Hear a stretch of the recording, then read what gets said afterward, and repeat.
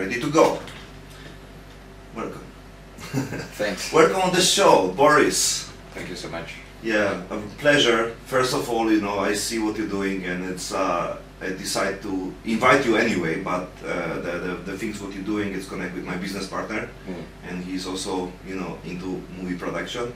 The same time, you also travel around Asia, which is also interesting because it's part of my life anyway. And first question, you've been Taiwan? Taiwan? Yeah. No. You never been Taiwan? Yeah, unfortunately, yeah. Oh, really? Yeah. Okay. Korea and Taiwan, that's the two countries that I did. Okay, but you've been China? Yeah. Okay. 3 years. Okay. You speak Manda, always Mandarin. Mandarin, yeah. Indian. Okay. So first of all, tell me your story, brother. I think it's interesting trip in your life. Yeah, well, where do we start? I think I will introduce myself. My name is Boris. I'm a director, musician.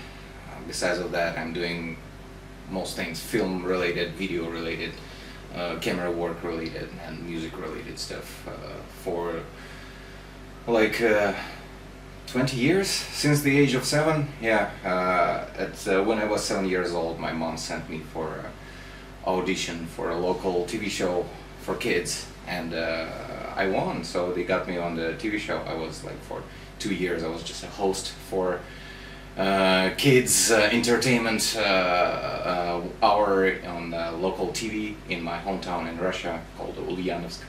And since then, I guess I got my step into the film industry, or if you can call it like that. I finished my school, I moved to another city, I studied film directory for 4 years in Kazan. It's like not really far from my home place. Then I went to Los Angeles for a year to volunteer, to learn how filmmaking works, to see how the studio stuff. Yeah, actually I was just working as a mover and learning when I have free time of filmmaking, getting some connections, learning English, getting this Californian accent, man. Yeah, exactly. Yeah, let's go, bro. After LA, I came back to Russia, finish my diploma. I got my diploma, and I went off on a hitchhiking trip to Europe first with my girlfriend at that time. So we spent 6 months traveling Europe, 18 countries, and that was amazing. That was a life-changing trip.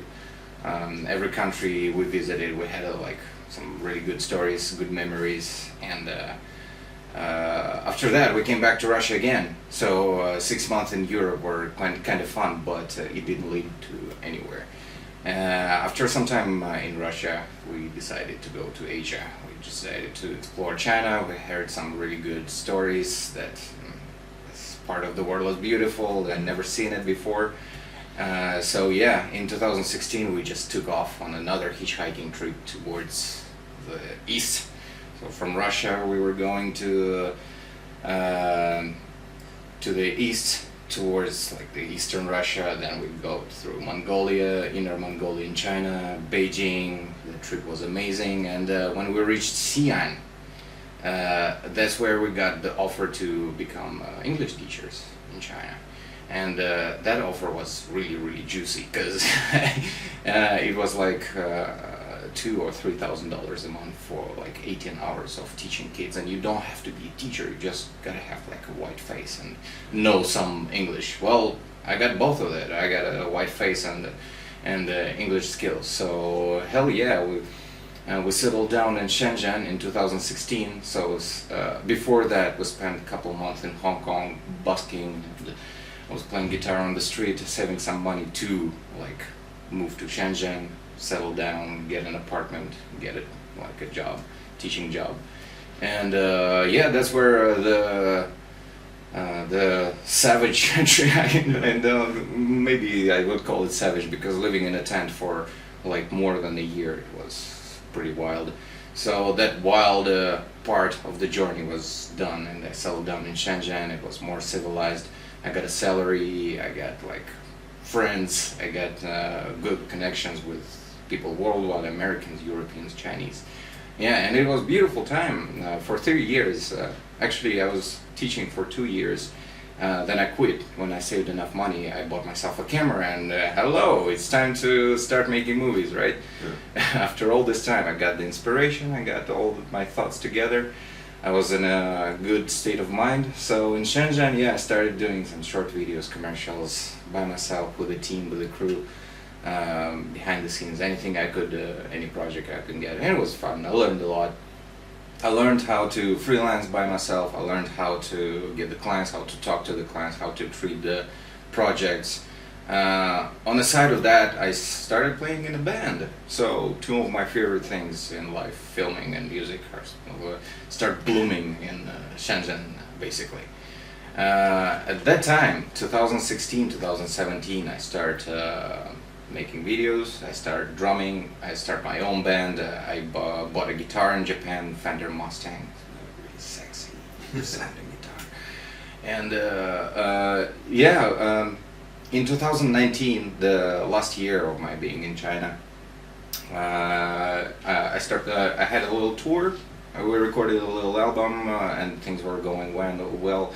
I planned to do a short film with my friends from New York in Shenzhen, but hello, 2020, we're knocking at your door, and all the plans crashed. So after that, I moved to Vietnam.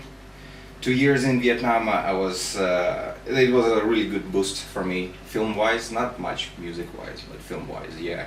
I did a music video for a local celebrity, for a pop star. I worked with some noticeable film figures in Saigon, and it was fun. It was cool. By the time the lockdown struck, yeah.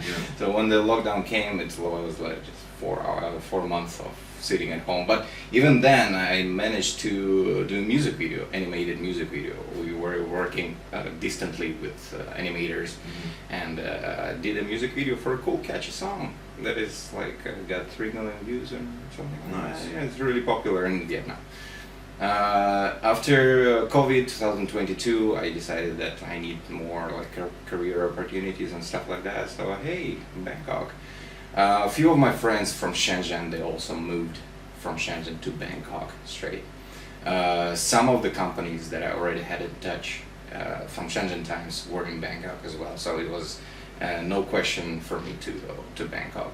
And 2022, hello, I'm from Russia. That was not really good time to be in Moscow or anywhere else. So in 2022, in February, when the war started, I was in Moscow, and immediately, like the second right after that, I gotta go to Bangkok, gotta go to Thailand. And since then, I'm here, a little bit more than 2 years. What have I done in here so far? So I restarted the band Help, punk band Help, that I'm running from Shenzhen 2019. I restarted it here in Bangkok with 3 wonderful musicians, and it's been a year since we're playing around, having gigs, having a little bit of fan base, and in August we're gonna record our first album. Film-wise, I did several commercials, several music videos, several projects in here. I worked with the crew. I feel in Bangkok I'm developing more. I'm doing something that I like, the level of things that I never achieved in China or Vietnam, or of course in Russia. Here in Bangkok, and I really appreciate it. I did a short film, a decent short film, filmed with a decent camera, with decent crew, with decent production, not just like guerrilla stuff. Let's go and film something on weekend. No, that was like really well made production piece. A 3-minute short film called Crush. It was done last year in October. Now it's in the middle of the festival run, so the festival is still deciding if they're gonna be accepted or not. And yeah, way to go! I'm excited on the times that are coming here in Bangkok, Thailand. How old are you? 31. 31, wow. Yeah, such a journey, eh? That's right. So basically, like, you see, like, compared to even other places, that Bangkok is the good cultural scene, and the possibilities for, like I say, international also artists. Yeah, of course. Bangkok, your group, like your band, it's where they came from. Oh, that's a good question. Yeah. I'm Russian. Then Jack, guitarist, he is Australian Thai mixed. Bass player Nimit, he's from Thailand, and the drummer is from Italy, Federico. Okay. Wow. Yeah, international gang. Yeah. And they're here. They live in Bangkok, right? Yeah. Oh, nice, nice. It was hard to like connect these people together. How you found them? Like, you just found them like one by one, or you just play somewhere? Like, how you know them? Yeah, it came up pretty easy actually. I just posted on Facebook, hey guys, I have some songs, I have some ideas. I think it's time for me to start a band, you wanna record? And Jack first showed up. He's young graphic designer.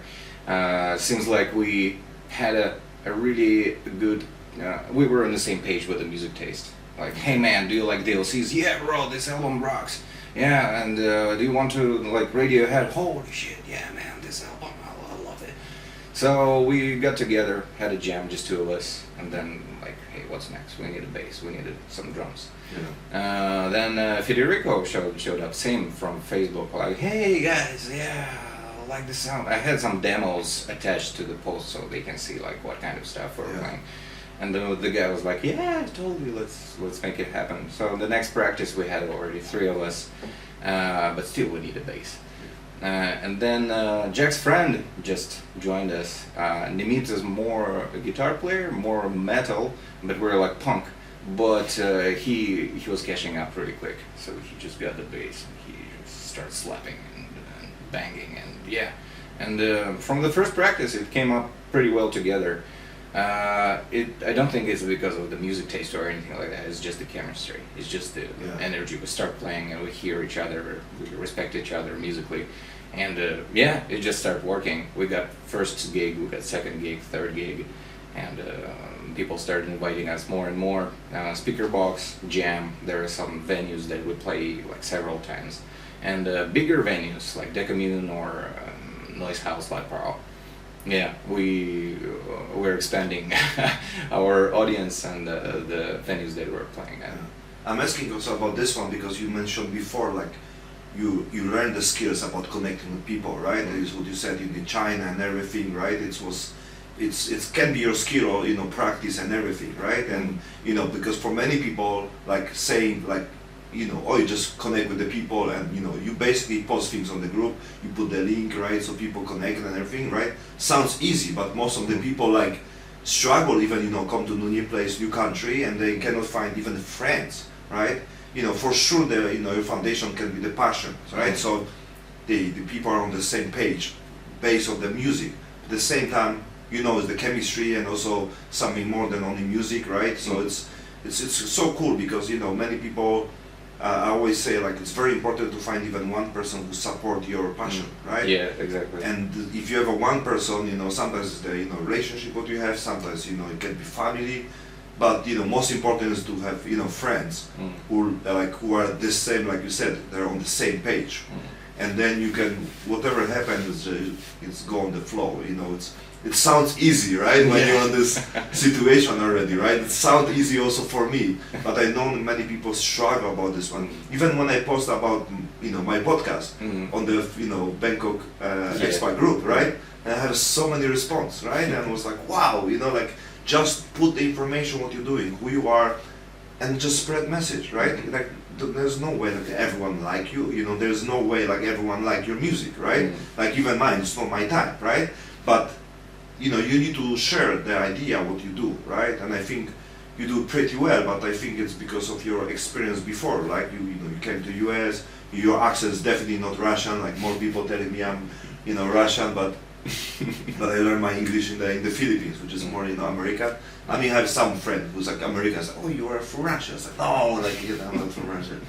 So I try to avoid this, but I don't care anymore. Like in the Philippines, everyone called me like Joe, right? You been in Philippines? Yeah. I live in Philippines like 5 years. Oh, wow. So everyone call you Joe, because of the American influence and the army who stayed like they're like the 70s. You're a good Joe.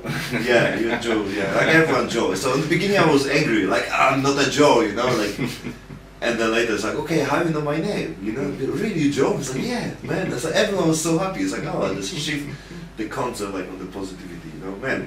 Such a journey, like, and you were in Bangkok, city of mess, but I know there's a lot of possibilities, but it's all about us, I think, because if someone don't see the possibilities any other place, it's also hard to see this, in Thailand, right? Everyone come to Thailand with a different reason.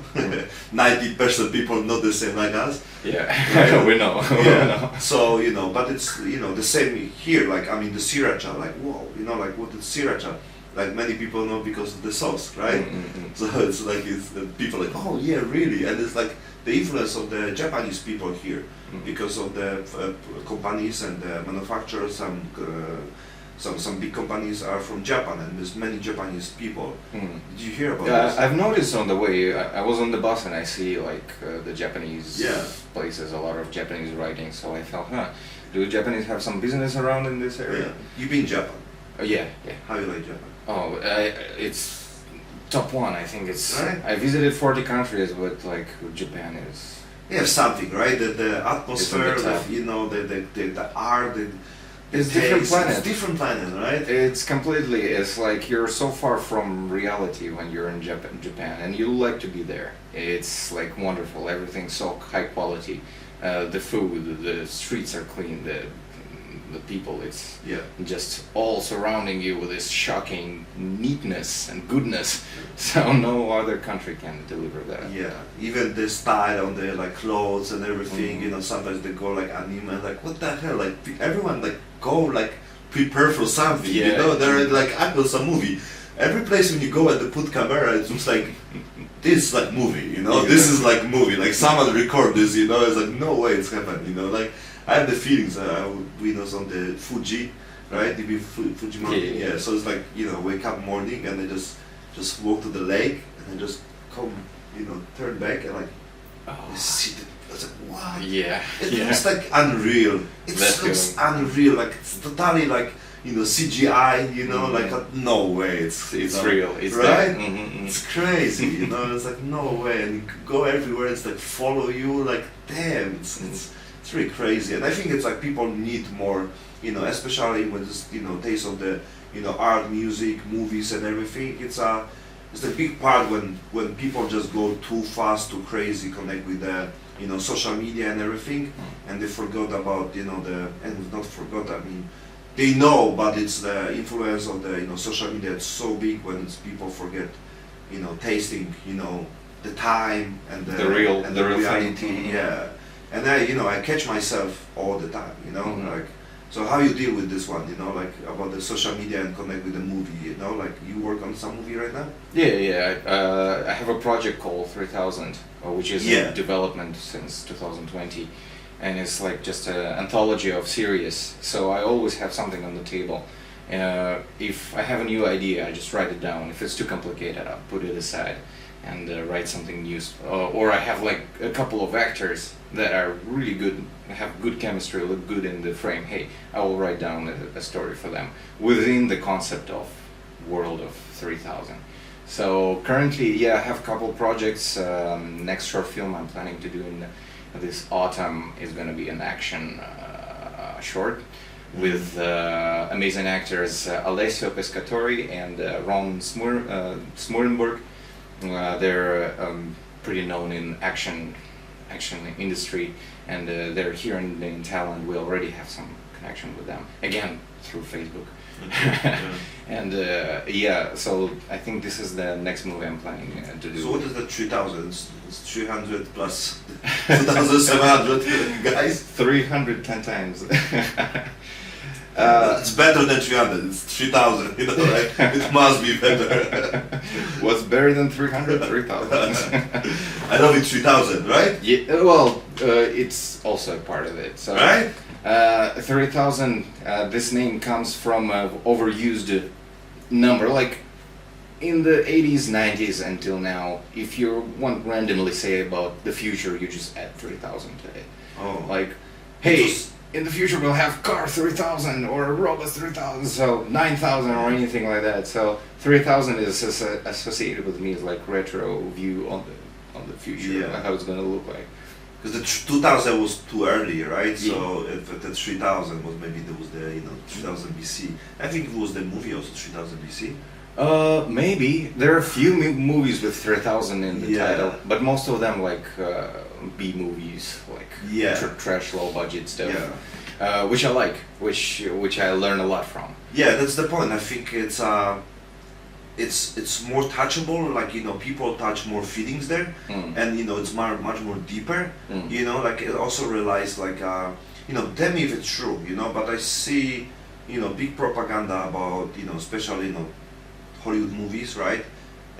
Who I believe they dictate and generate our behaviors. Like for example, like choosing this kind of food, buying this kind of stuff, like drinking beer after some crazy action, in the movie and everything, which I realize, like all the time, right? Like before, like because I see before, like we see that like some brand promotes some movie, right? Like Budweiser promotes a movie, and we see the bottle and the name and everything, right? Now it's just they just show alcohol, or they show they smoke and everything, right? So there's no more brand. It's like the whole concept is just to generate more people who just drink or smoking, right? Okay, yeah, I see. And I believe like it's the part of the whole concept to just promote more things like this, right? Because it doesn't matter if if someone buy this kind of cigarette or this, the people buy just more cigarettes, Just right? buy cigarettes, Right? Which is they earn money anyway. If we buy Marlboro on anyway, right? So I see like the whole the business industry just to generate our behaviors, just to stick us to some concept, Consumerism. It's all about this, right? Because they need to earn money. Like these companies, someone. There's not only the movie would earn money. There's companies who put the money there to generate invest money, right? So do you know something about this one, or like how it looks like on the B class movies? I would say that big movies are getting more commercialized. Like there is a bigger touch of advertisement in the movies. Like in some films you have this huge shot of just commercial shot of some product that sponsored this movie. Hey, take a look at this. And I would give it a shot, and I would connect it to the producers who are making movies for the audiences. So as you mentioned, their goal is to earn more money. And the way they're making movies is not come up with something original idea to attract more interest from people. Like, hey, this is so unusual, never has done before. They're doing the opposite. They're doing something that has been done so many times. So they're calculating the audience reactions. They are tracking mathematically, like analyzing what people like. Okay, this season is really hot for like horrors. This season is really hot for comedies or something. Christmas time is crazy for releases. Superheroes are like for the past 10-15 years, they're like the biggest thing. And what producers do is like, hey, let's see, what are people watching in the cinema? They watch superheroes, let's bring more superheroes. And yeah, of course, let's forget about the script. let's just put more fighting scenes, more explosions, more CGI, and of course let's put more commercials. People don't care. They see a poster of Spider-Man, they just buy a ticket. Whatever happens in the cinema later on, it's yeah, they are totally not aware of that. So unfortunately, yeah, it comes to this point. I just checked the box office of the movies for the past like 10 years. Actually, like for the whole history, Avatar is number 1. Number 2 is Avengers Endgame. Then the second part of Avatar. So all those movies, I wouldn't say that they're like masterpieces. I wouldn't say that they're super original, something like that. But they're the top grossing movies. They have like billions of dollars of income. And of course, producer's job is to generate more of those money. Unfortunately, they have to forget about the story, the message that this movie contains is just the entertainment. So back to your question, yeah, if it's a movie for entertainment with no art purposes, of course they will shovel as much of the advertisement or like propaganda for consumerism as much as possible because it's like huge money. If it's art, it's completely different. Yeah. Yeah. So you are into A or B class. Of course. Sacrifice to the god of cinema, art. Of course, bring a better message, a good message to the people. What art is for is like to make people feel better, live better, yeah, to guide them a little bit. Why do we listen to sad songs? Because we feel sad ourselves. We've, I don't know, break up with a girlfriend, you listen to the song about the breakup, you feel better about it, yeah, right? You go to a concert, the guy is singing something that happened in your life, you can relate it, boom, you're a different person, you know, so that's the purpose of art. And entertainment is just a bubblegum. Yeah. Just you buy a ticket, you spend time with your family for 2 hours, yay, minions, woo, go home, forget about it, and never come back. It's always the question between like, I wanna, be bigger, right? For the also, possibilities and of course money, right? But at the same time, like I think we're on the time when we need to sacrifice just a little let's say, being yourself and then, being, achieve something, right? Because I believe like, okay, like I know what I'm doing even about the podcast, right? Some people say it's not entertainment, right? Because I wanna bring the value, right? I wanna bring something what is key, the value for people, and I trying to do, better and better, special about the, stories, special about the, some advice and the guidance and, everything what's come from like deeper, understanding, right? And of course this is no entertainment, so, the amount of the people will be excited, it will be less, but I'm aware of this, but at the same time, I can be smart about this part and you can find a way when you do something with its entertain, when you don't sell your soul, but at the same time you are, grow enough so you reach bigger audience, right? Because I think it's the part, like I can do some bullshit on the level when I accept, just to go to the level when more people hear after, my message, right? Because, I can spread something good things, but if, 100 people, even 10 people, listen to me, right? It's not make much sense, but I can be smart enough and say, okay, let's spread something what people can be viral, and later I like put under my message, so because then I have possibilities when someone can hear me. And I think it's about this one, even building the social media presence, the all the possibilities how to grow the business. You need to be tricky, you need to be smart about this one, right? Because in other case, there's so many artists, and for sure you know about this one, when they cannot like go, first of all, they cannot even survive. Right? This is another story. They have a passion, they have a talent, they have amazing skills about, let's say camera production, like people who, who are part of the business, or the like, it's even a business on this level, this passion. When they need to find a way to even, like I said, survive, to get enough money to just do something, right? And I think it's quite sad, because I see many people with the talent and they don't have the skills about the promotion, marketing, right? You somehow you achieve both things because you build, you are artist, you are creator, at the same time you are network guy. You build the networking very easy, right? And you say in China you connect with the people and everything, go to band, post this one, it's what many people don't have, right? And I think many people need to learn the skills because it's the must. If you don't know how to connect with the people, how to sell your talent, you need to find the way right now. There is no way you can be just the artist creator. You can be best drummer, but if you shy and you do it on the basement, right? And there's many people like this. There's many people like this who are introverted, right? Who have talent, but nobody encourage them, nobody give them good advice. No, but I have the things same when I'm playing something. I remember I play harmonica or like the drum, and like I always was bullied like from other people, like, oh, you don't know how to do why you even play and everything. And I meet the people who are like Rasta and they jamming and everything, and I connect with them. So I thought, bro, don't care, doesn't matter. Just go on the flow.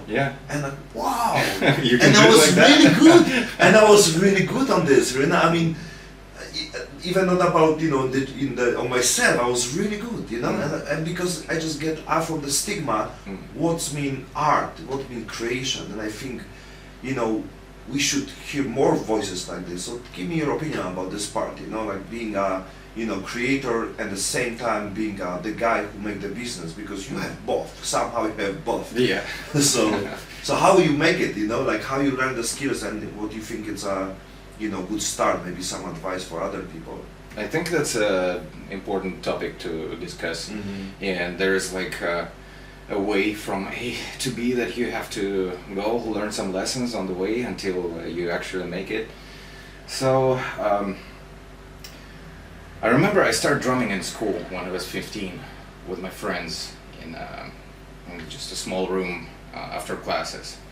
And I remember we got offered to play a gig, like the first ever gig in my life, and I said, no man, oh no, I cannot do it. Like, I know I can play a rhythm, but I was so scared, and I said no. And since then we have a couple of practices, and that's it, it was dead.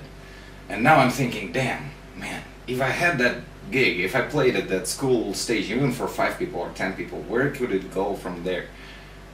Maybe we could play somewhere else in the city. Maybe it could be a start, but it didn't, because I said no at that time. On the other hand, the networking that you mentioned, I learned a really good thing from DOP, the cameraman from Australia that I worked in Shenzhen in China in 2017. He said it's all who you know. It's all about who you know. It's like you can be super talented.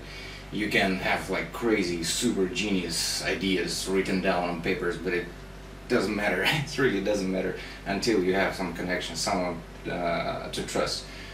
I think it is the way it should go, because especially in film industry, like you can hire people on Facebook, you can hire on the website or anything like that, but you don't have trust with those people. You never work. You don't know what to expect from them. You don't know the quality of work. You don't know if they're gonna quit, if they're gonna stick around, if they're expensive to you.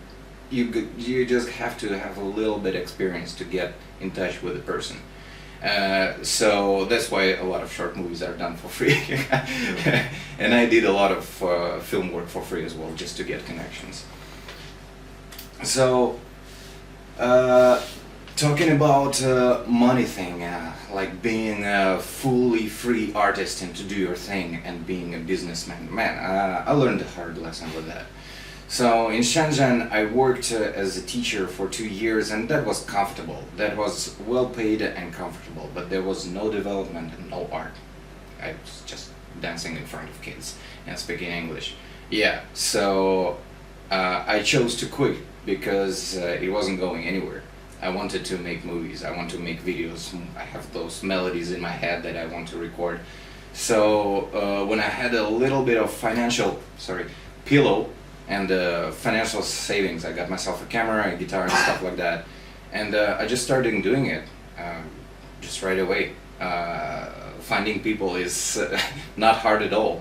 I remember in Shenzhen, my first jam, I just arrived in the city. I got back to drumming after 1 year of traveling, hitchhiking. Muscle memory, get back to the drumming. So I went to that bar, and they had an open mic, so anybody can go on stage and play. And I was so nervous in years, like this, and there's a bunch of foreigners. I'm in another going to play in front of people. I never had this experience before, and I just went on stage and I sit down and I started playing, and it was so fun. And yeah, so that was little step. It was actually a huge step that changed everything. Since then, since that jam, I got new friends. I got some people that say, hey, you're a good drummer, join our band. I played here, played there, and it's all started with that little step. So I guess more people who are listening to this podcast who want to play music, this is the step. You just gotta expose it. You gotta keep the door open. If you want to do something, you gotta show it to the people. If you're writing songs at home and doing it for your own personal, I know a lot of people who are just doing it for themselves, like a meditation or something like that. It's good. If you enjoy it, it works for you pretty well. But if you want more than that, if you want to play on stage, if you want the recognition, if you want to be heard, give it to people. Keep the door open. Again, people need to listen to your songs. even if they're not recording, post something on Instagram, on YouTube. At this age, 2024, it's so available to anybody in the world. Whatever you do, just show it to the people, and you will get recognized sooner or later. Getting back to my band Help, so we were playing for a year here and there. We don't have an album so far, but I started uploading daily on YouTube, just clips from our shows, from our rehearsals, any content that I have, like a huge hard drive with a bunch of material and videos. And I just start posting, and a week later, I don't have like millions of subscribers, millions of views, but I have people who are texting me, man, where's your next show? I listen to you on Spotify. There was a guy, producer from States, Aaron. He is like, guys, you're great. I want to come and make a music video for you.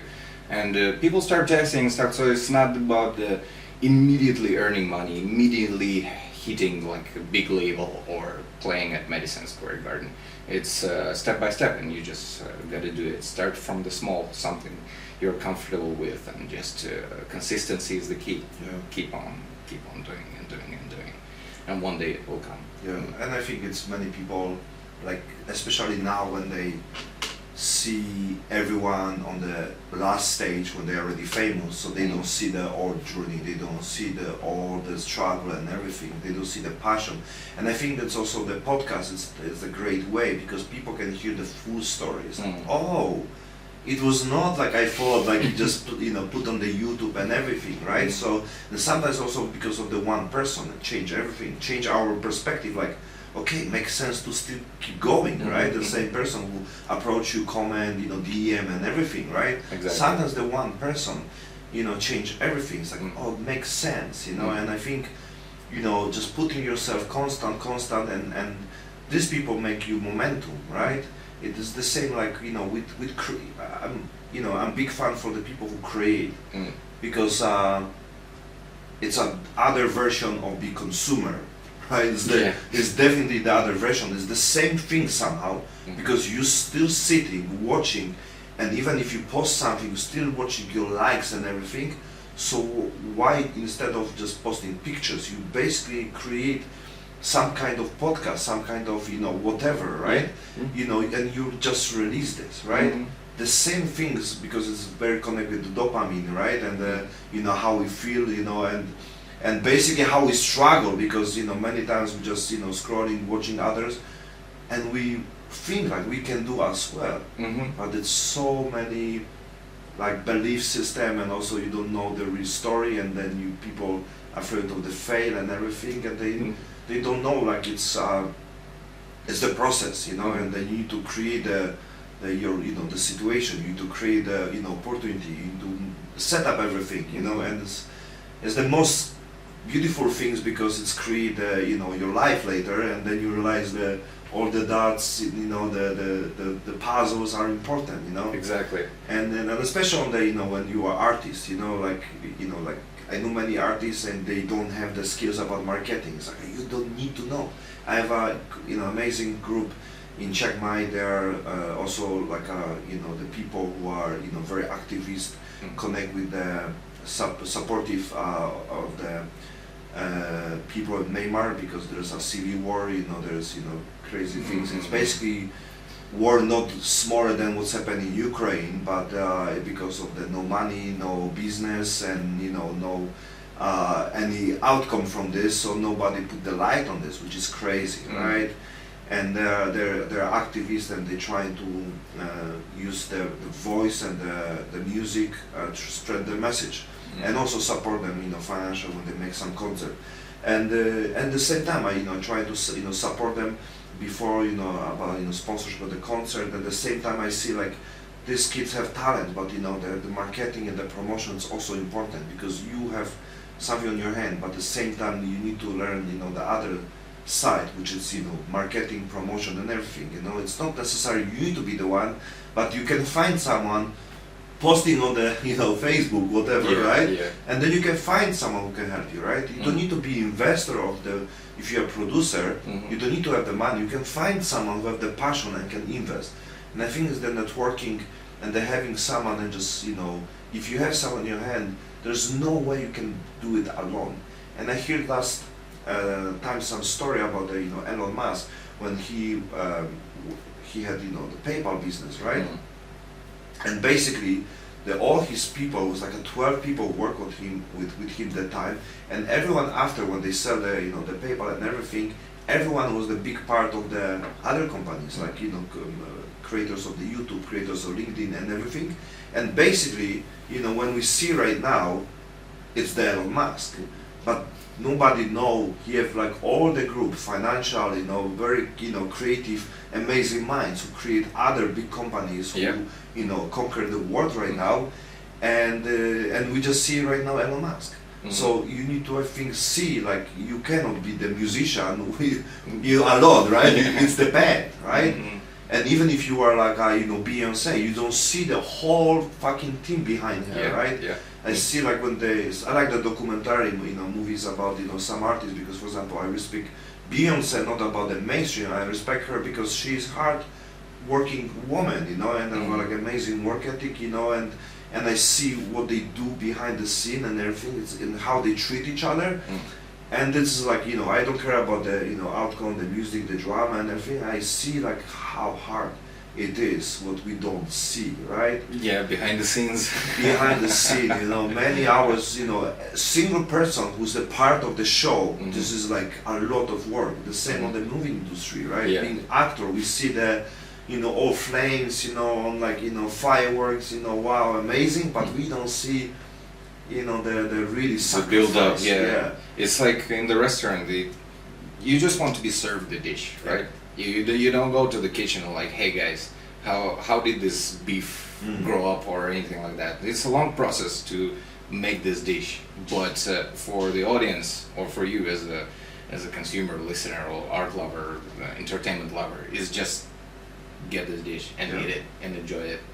That's the point. If you're interested, you can talk to the chef, like, how did you make it, where these ingredients come from, and I can compare it to like anything, filmmaking, this podcast. Exactly. And I think the same time, if you meet more people from your industry who are the same passion, it's built more about awareness and understanding, right? When I start talking with you about the, you know, my setup and everything, it's nice, you know, nobody understands watching my podcast. I mean, they don't need to understand, but the one who also making, you know, similar things, and they're like, oh wow, you know, like, you know, this setup, this one, it feels good. That's why we need to have people who understand our language, because it's, you know, understand what we actually doing, and even if we 1, 2, 3 persons, sometimes one, it's bring, you know, good feelings, right? If you meet other chef who make the steak and like, oh wow, it's amazing, you know, you put this one, right? It's, yeah man, like fuck, thanks, you can see it, you know, the same with the music, like, oh, you make this one, oh, you do this one, wow, oh, you know this person, like,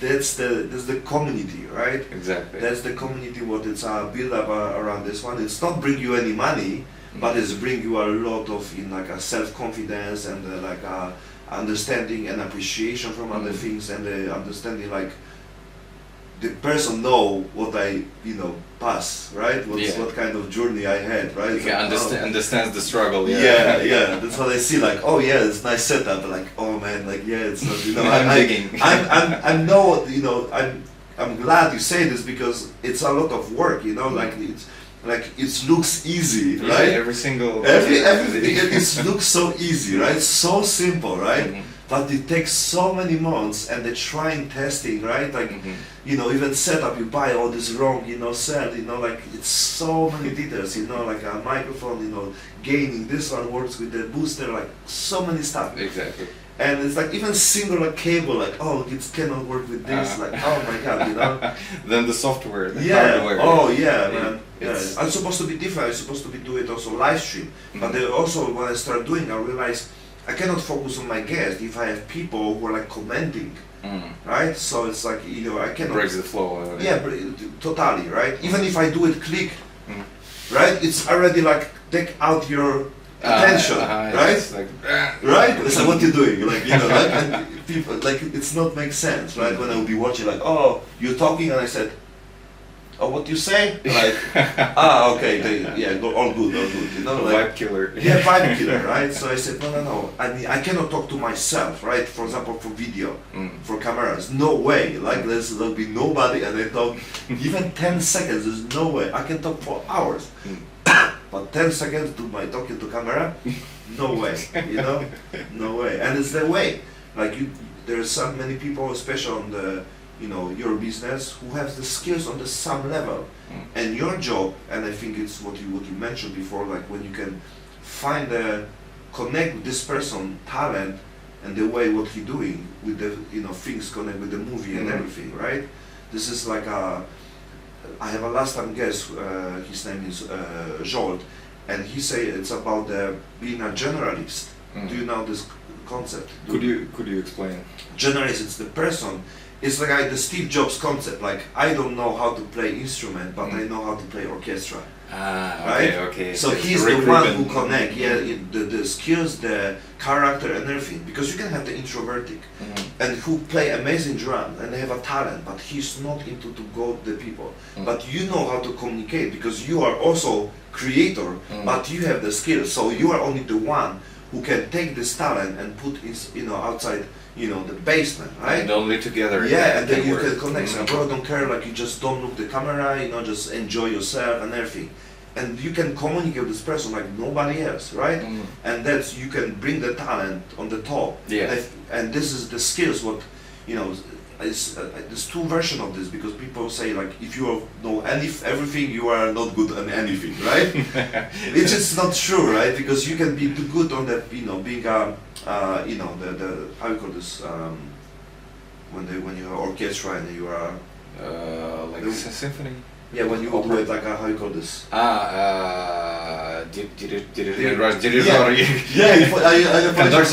Conductor, whatever. And then so basically you don't need to know play the instrument. You know how to, you know, connect with the people and then bring it all together, give them the rhythm so they can. And I think it's also part of your skill, right? Like even based on the like movie industry and everything, because you also recruit the actors.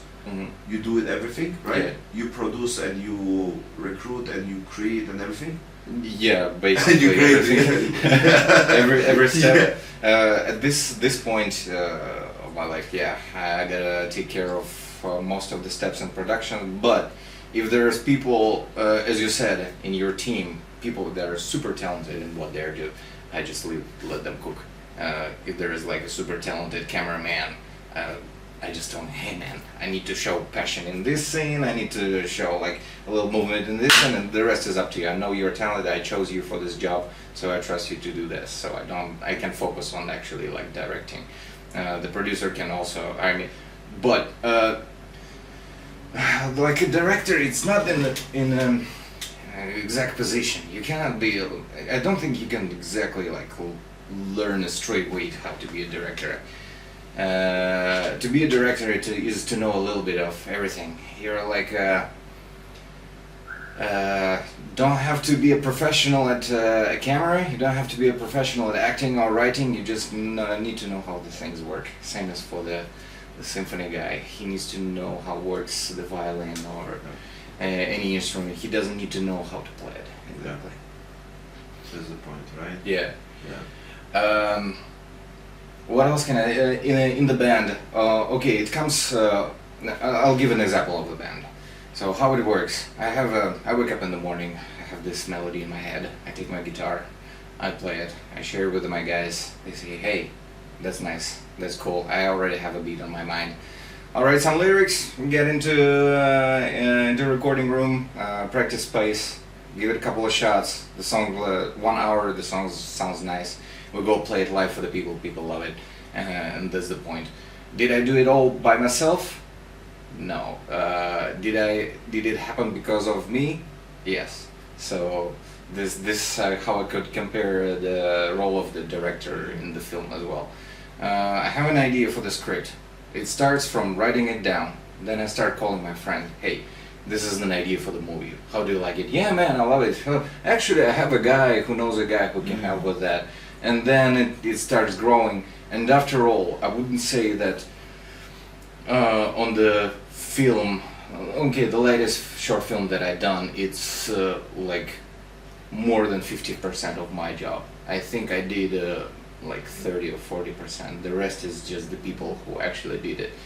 Not cameraman is he did amazing work with lighting, with the camera, with the lighting setup. He took his time to make the shot, but he did it like very well. Patty, she was an actress slash producer. She organized everything pretty well. She acted super nicely. Serge as well. So what's my input in it? Is just to give it a start. And what's my job after that? Just make sure that everything works pretty well and the result is everybody's happy with the result, and that's it. I don't have to sweat too much like orchestrating or doing exactly all the things. It's just make sure that it's done well, the way you want it, the way you intended it. What's your biggest failure so far? As a director. As a human, you know? As a human? Okay, that's a good question. So, earlier, I will connect it to the topic that you mentioned, like being an artist, you have to be a manager of yourself, you have to make it a business, you gotta think about money. So, after China, I went to Vietnam, and there was a time of crazy passion. I was so deeply into movies, and that was a really good time for me to discover myself as a director, as an artist. So when I arrived in Saigon, I immediately, right away, start writing scripts. Anything that comes to my head, I thought to myself, hey, let's put some work aside, I have some savings, let's focus on something that you really, really want, release your inner artist. And I wrote a script, a sci-fi script, and same again. I thought it would be ready for filming, so I start shouting out on Facebook, hey guys, sci-fi things, love, death and robots, a lot of neon, sexy girls, guns, and yeah, let's shoot something like that. And I got big response, actually, like really big response. After that post on Facebook, I found a lot of friends that I'm still in touch with years after. Vietnamese filmmakers, foreign filmmakers, and it was great. It was great writing, and it was great to be in this creative juice. It was great being surrounded by the people, and what was not great is not being paid for that. It was not great to be so deep into your own creation that you like lose touch with the realities and like, hey man, rent. Hey man, you gotta see a doctor, you gotta actually buy yourself a new clothes. So for 2 years it was a hard lesson for me, but after 2 years I was completely broke. I was like bare zero. I sold my camera, I sold my laptop, all my equipment, my guitar, my pedals. That was my price for diving 100% into like creative. Like I forgot about anything completely, just writing movies. I was so crazy about it. But yeah, ended up with making no movies. I met a lot of people, that's a good thing. I got a good networking, but I haven't done anything much. I did a music video that is pretty cool, that is pretty big, for Vietnamese show business. I contributed for other filmmakers. I worked for free a lot for other producers, directors. I learned a lot, but I didn't earn anything. I spent a lot, so I lost all my budget, life budget. So if you're asking about the failure, yeah, that was the. You really think it's a failure, or because I think that was the time when you like dive deep, right, with your. I would say it's a failure that I needed. Yeah. It put me on the right track right after that. So. But at that time, I knew that I had a good idea. People around me knew that I have a good idea, but it didn't work. That idea didn't work. I had an idea of this 3,000 making series short episodes, but none of the episodes are done. It was still, after 2 years, it was just scripts, just artwork, something written, just a proof of concept, but no finished piece, no finished project after 2 years. And when I came to Bangkok, Thailand, yes, that's where I start thinking, hey man, I know you're artist, you like flying in your spiritual world with your ideas, you all like to be 100% in the zone, but you gotta stay up with the reality, you gotta run it as a business. I know you love making films, but you gotta do some some shitty commercials sometimes. You gotta do some small things. You gotta do photo session for a skincare product or anything like that, and you're gonna do it with love. You gotta do it with all your talent and the passion. It's not Hollywood. Yeah, it's not a big production. It's just you with a camera, some little event. But you're still in your industry. You're still developing yourself. You're still like growing and on your way to do that. You're earning money finally. You're living in a good apartment. You don't have to worry about rent, which is, man, like rent is. I think many people can relate to me right now. Thinking and worrying about rent is crazy. It kills your all ideas, all inspiration and stuff like that. And I think it's a big foundation between the thinking about the passion and the money, right? Because many people say, "Oh, money is not," it's important. The point is, it's important as the mass. It's like food, right? You need to take care of this, and and sooner you get to take care of the foundation, then faster you have the freedom to use the money for your passion, right? Yes. So you always need to like sacrifice something. You need to do something what is necessary, and even if you do it something with passion, you pass many things what you don't like it, right? Like, do you think I like to set up so many things? You have to do it. I have to do it, but at the same time it built my confidence. It's built my understanding what it's mean to have this one and talk about this one. So through this, I know it's the way when later I do work with someone who can relate of the setting up something. So I see if someone have the same understanding, it's on the same page, right? So it's always like it's the part of the going to your passion. It's the price to live with your freedom and the possibilities, right? I use my all money from my old project just to do it this one, right? And at least it will be like switching. Like I need to do it this one because it's the way how I can fully live my life, right? Yeah.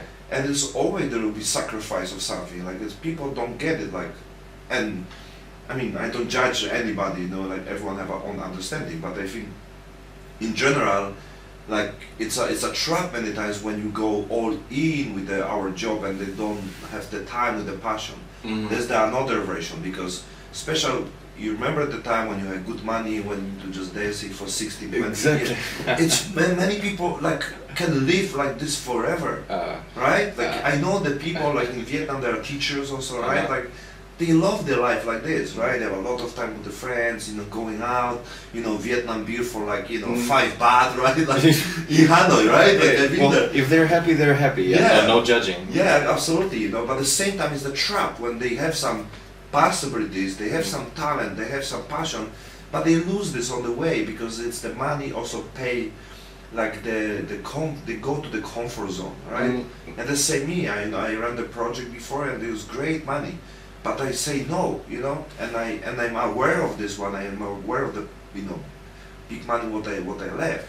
But I know, first of all, I know if I focus on my passion, I can also earn this money. It's absolutely like, it's always like this because I will do with the passion, right? And it, what the music, movie industry and everything. Like you asked about my business partner, if it's good money, it depends. It's always like where you are on your career and the possibilities. If you don't have and if you still not earn enough money, it means you are still not good enough, right? You're on the process, right, to get better sponsor, to get better project, opportunities. Get noticed, Yeah, it's all about this one, like it's not about I should get more. No, you should get what you get, right? If you get more, it means it's like it's nothing. It's accidentally, right? You don't get things because you think just it's want good, it, right? Like some people say about real estate, like my car or my my house, my condo and everything's worth like this. It's worth when someone paid for this, right? Like it's not at the price, right? Yeah. If someone pay you like this, it means that how much it's worth it, right? Yeah. If someone pay you for your project like this, it means it's how much it's worth it, right? It's all about this one, right? And I think it's a big part is the location also. Like you can where you are, where you are. You can basically change the country, right? And you can connect with the different people, different opportunities, different currency. Like many people say, oh, you live in US and you get paid better. Like I don't believe this shit because like it's just currency. I don't understand this point. Like when people say, Oh, you live in the US, you pay by dollars. It's like, and what? You just change the dollar to baht. Yeah. Well, if you earn dollars and spend bahts, yeah. Yeah, but it's the same shit. Like you always exchange for any currency, right? Yeah, If yeah, $1,000, it means you got 35,000 baht. With the 35,000 baht, I can buy the same things, like similar, or even sometimes more than US, and the same time more in Thailand, right? Mm-hmm. So people say, oh, you are in Europe, you have a stronger currency, you pay euro, you earn from euro. It's like, and what? And I pay fucking my rent in euro, right? Just 5 times more, right? You know, my condo here is 200. This place where we have a studio, it's how much? It's 8,500 baht. It's like $250. Damn, still. You live in US, right? Like, and oh, you earn in dollars. Like, and what, right? It's $250 in here, right? There's no way you can make place like this, you know, like in US, right? I love Thailand.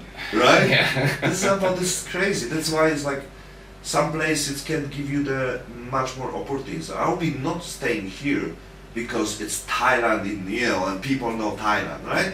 And it's here because of the opportunities, you know, and the people and the easy to connect, and it's less, you know, problems in general, right? Like a daily things, right? Right. So it's like more comfy. But if I see like it's become difficult, like okay, let's find the place when I'm more value for others, for myself, and you know, for my life, you know. Yes, yes. That's all about this one, you know. Like some people just, you know, stay when they're born, you know. I don't understand the concept, like, oh yeah, but where you come back to your country? It's like, what do you mean, I come back to my country? Like, yeah, it's hard to understand, but I think those people deserve understanding. Like, it's their choice; they're pretty happy and understanding, but they don't see the world. They don't see the difference, how life can be. Yeah, because I think they treating changing place as a traveling. They don't see the opportunities, and you know, like I never go like travel to travel.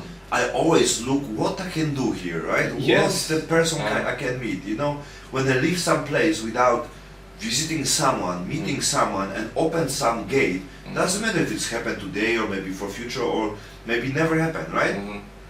At least I do it something what allowed me to explore this place, not only about the location, but also about the you know, people and the possibilities of business or project and everything, Yeah, right? show yourself as well. Yeah, and many people thinking like, oh, what I can do in Thailand, you know, like it's not about place, it's about people, it's about the, you know, networking, it's about the what you can see, you know, and I think it's they have on the mind like. I've been in Thailand and I don't see nothing there, just beach and what I can do, right? Like, that's not what they, you know, I don't like beach even, right? I don't go to the beach. Really, I don't remember when I was last time on the beach. It's right around the corner Yeah, here. yeah. Maybe, I even don't know, you know, I have some beach here, but I don't think.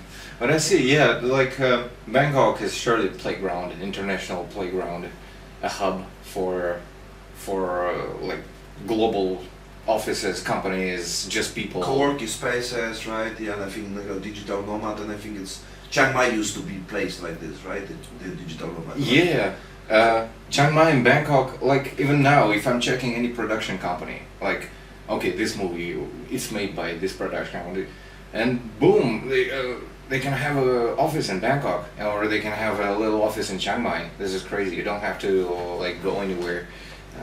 It's right here. It's uncomfortable. Yeah. International network group here in Bangkok. Yeah. I see also like even if I make research about the podcasting and everything, you have a podcast community. You have a podcast people invite each other. Like but you know, on the beginning, like you need to go in and understand the concept of the networking, right? And I think it's what people struggle when they say, oh, how I can find people. Or you know, they even don't get like Google, you know, like it's a process of people, you know. It's easy to say, right? On the hour stage, like when we try testing and they're failing so many times, you know, posting so many groups and everything, right? Yeah. It's not always like this. How you post and you know happen, right? I've even, you know, 20, 30 people reply to me, right? And 3 people come so far, right? Yeah. Some people cancel, some people this and everything. It doesn't matter, you know. Like for me, it's always like this. It's always the percentage, always statistic, you know. Yeah. When you post 100 groups, there's you know there's no way nobody reply, you know. But people expect things from the first like meeting, first date, right? And Yeah. fuck it, I don't go to the date because she didn't come, and I come back to my jerking off plan. But many people like this, they gave up, right? They gave up too fast, and it's a sad part of the understanding is that you need to pass the process, so you learn more, you get more, you feel more alive after because you pass some journey, and then it's the process, and you more enjoy the process than only the benefits. I don't think it's sad much. I mean, I'm sorry. I don't. What is sad is people yeah. not accepting it. Like people are scared to do this, to do the first step. Like beginning of anything you want to do, any project that you want to do, is the hardest part is to start. So many people are just afraid to start. They say, "Oh, it's gonna take months, years." Yeah, yes, it will. So start now. Yeah. You gotta do it anyway, right? You gotta True. pay the price for anything. If you want like happy life, if you're dreaming about making a film or recording an album, how can it come in one day? How can it like be served on the plate, right? You gotta do it yourself, and then it's gonna be a value for you. Like, hey, I spent several months writing this album or these songs, and I've put so much effort in it, and now when it's finished, oh my god, this is the feeling. I've done it, and now it's time to show it to the people, and from here we can go.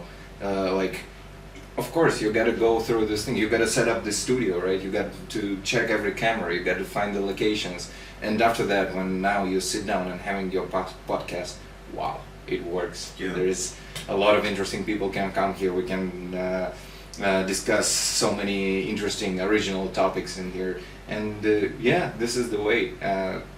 I hope more people will just start doing what they like. Yeah, I mean, I don't also put like it's a negative in the general. I just think it's the concept when people need to get out from some stigma. It's not about also like I believe like, oh my god, the world is sad, and people should know. Like I believe like we are fine.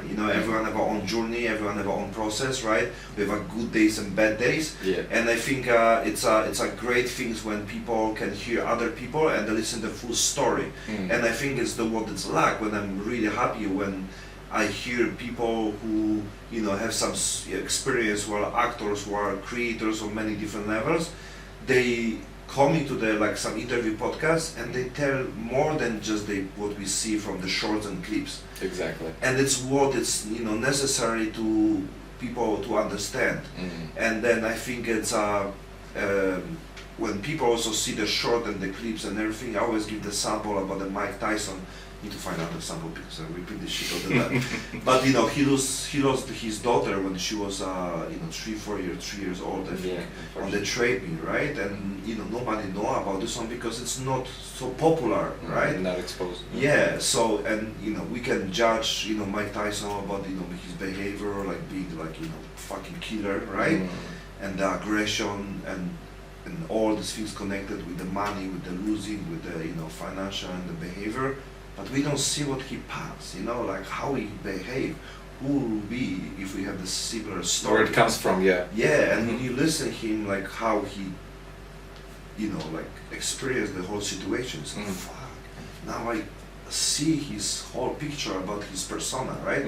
It's like, and you can connect with everybody, especially with the artists, special actors. Like I don't know if you see this, but he's actor. Terrence Howard. Did you see the podcast? The recent, I saw the thumbnail, but I'm not sure about what's the thing about Terrence Howard. Yeah. So, but he's as an actor. Yeah. I saw him in some. He was on Iron movie. Yeah. He's controversial. Yeah. Okay. Yeah. He was controversial because it's crazy story. But he was on Joe Rogan and because of his concept of the science, what he and understanding all the concept of the mathematics. For example, like he questioned things, something like a 1 times 1. It's not equal. It's not 1, right? It's more than 1. And the other things connect with the physics, with the even if he's a prototype, connect with the drones and all universe connect with you know, the gravity, energy, you know, electric, you know, like all the concept what we know from the, let's say from the more like Neil Tyson, you know, the guy who's like a, you know, quite, you know, scientist. Right? Neil deGrasse Tyson. Neil Tyson. Yeah, Neil deGrasse Tyson, I think, right? Yeah. So, you know, he questioned many, you know, scientists, which is, you know, make a lot of explosion of the, especially on the, you know, science. But at the same time, he was, you know, entertained on the same time, because, you know, what is most interesting, it's not about the knowledge and the information, because it was really specific, you know, and it sounds like fucking genius, right? He sounds like genius, but at the same time, you know, he sounds like crazy dude, you know. But he get the information, and the first 2 minutes of the podcast, he say, I don't believe Joe, like I come on this world like anybody else. Like he basically have all memories when he was on the mother womb. And you know, and the other things, when he was 5 years old, he have the dream, and basically he go to the gate like a secret garden. He have the voice when later he realized it was his voice on the current time when he was older, and he get the all information about the universe, about the, you know, the DNA, about the you know, the all, you know, physics, and connect also with the geometry and the visibility things. Like he actually make the form as a representation of the science, right? And he tried to use also pattern. Like he also create the things correct with the VR, and you have the patent for this, right? And he have a 96 patent about the, you know, his discovery. And but he confront on the next podcast, he confront with the real scientists who, you know, expose him is quite, you know, bullshit what he's saying, right? It's a basic mathematics, and it's many wrong. There is only one guy. Yeah, and he say, no, it's bullshit what you're spreading. It's not true, and you know, he tried to confront him and everything. At the same time, he was quite respectful. But what I want to say, like nobody even talk about how he get the information, right? Which me, you know, concern me more, because it's actor. It's the guy who, you know, it's not known as a scientist, but this guy, he got the information from the dream, right? Memories. From the dream, from the, you know, things what he experienced when he was young, and he get the all knowledge, all, even if it's like it's quiet, was not even basic, was really legend on the great level, and even the scientists, he didn't know, like I don't have any idea how he even know about this one, you know, like. You know, they question more about what he know, they don't question about how he know this, you know. So there was more about, you know, for me it's more about how he was able to get the information, right? And I always say, like, if you get to this far with this his discovery and everything, can you come back to the dream and then get more information, right? Because we know the, you know, the quantum physics, we know the many things what has happened to our life, and that's why I love Joe Rogan, because he put on the table a lot of controversial things, you know. Of course, yeah, things needs to be discussed. Yeah, and it's you know, it's he playing with the fire on many things, connect with the vaccine, connect with the, you know, all the propagandas, you know, the conspiracy theories and everything, but at the same time connect with the consciousness, connect with the psychedelics and everything, right? It's fucking interesting, but at the same time, it's not anymore like a taboo, like someone weirdo talking, you know, on some podcast, like 50 people hear this, right? You have 100 million views, right? And this is already like quite normal things, right? Which I'm very happy, because, you know, actually I see the, you know, things as something that is important, like our health, our mindset, about our well-being, and, you know, who we are as a human, and, you know, how we can deal with the depression, how we can deal with ourselves, right? How we can achieve our full potential and everything. It's connect with someone who is stable, right? Who's not like talking bullshit, like even about, you know, law of attraction, about, you know, bringing good things to our life, you know, like all these things. It's actually talking by very successful people. Right? Yeah, that's what I'm really happy. Like, you know, okay, I'm not fucking crazy when I talk about, you know, being kind and, you know, being good, and, you know, like believe on self and do things, hard work. It's not anymore like bullshit. It's actually real thing, right? It's like some, a lot of sense for me, like when you do things, good things coming to you, right? And when you work hard, Karma. right, whatever. But karma is still like, for many people, like, oh yeah, you believe, karma and everything. Like, yeah, it's especially in Thailand, which is also, religion part, right? Yeah. It's not Spiritual religion part, but it's religion because it's also, they bring it, they make a religion. In Thailand, before was also, Buddhist was, was the concept, was, spiritual, the concept. It was not religion. The business made this religion because then you can make monks and everything, connect with the, the country, they can get benefits from the country, which make the religion business, right? Like any other places on the world. I think, Well, in other words, don't be an asshole. Don't be a shithead, just be nice.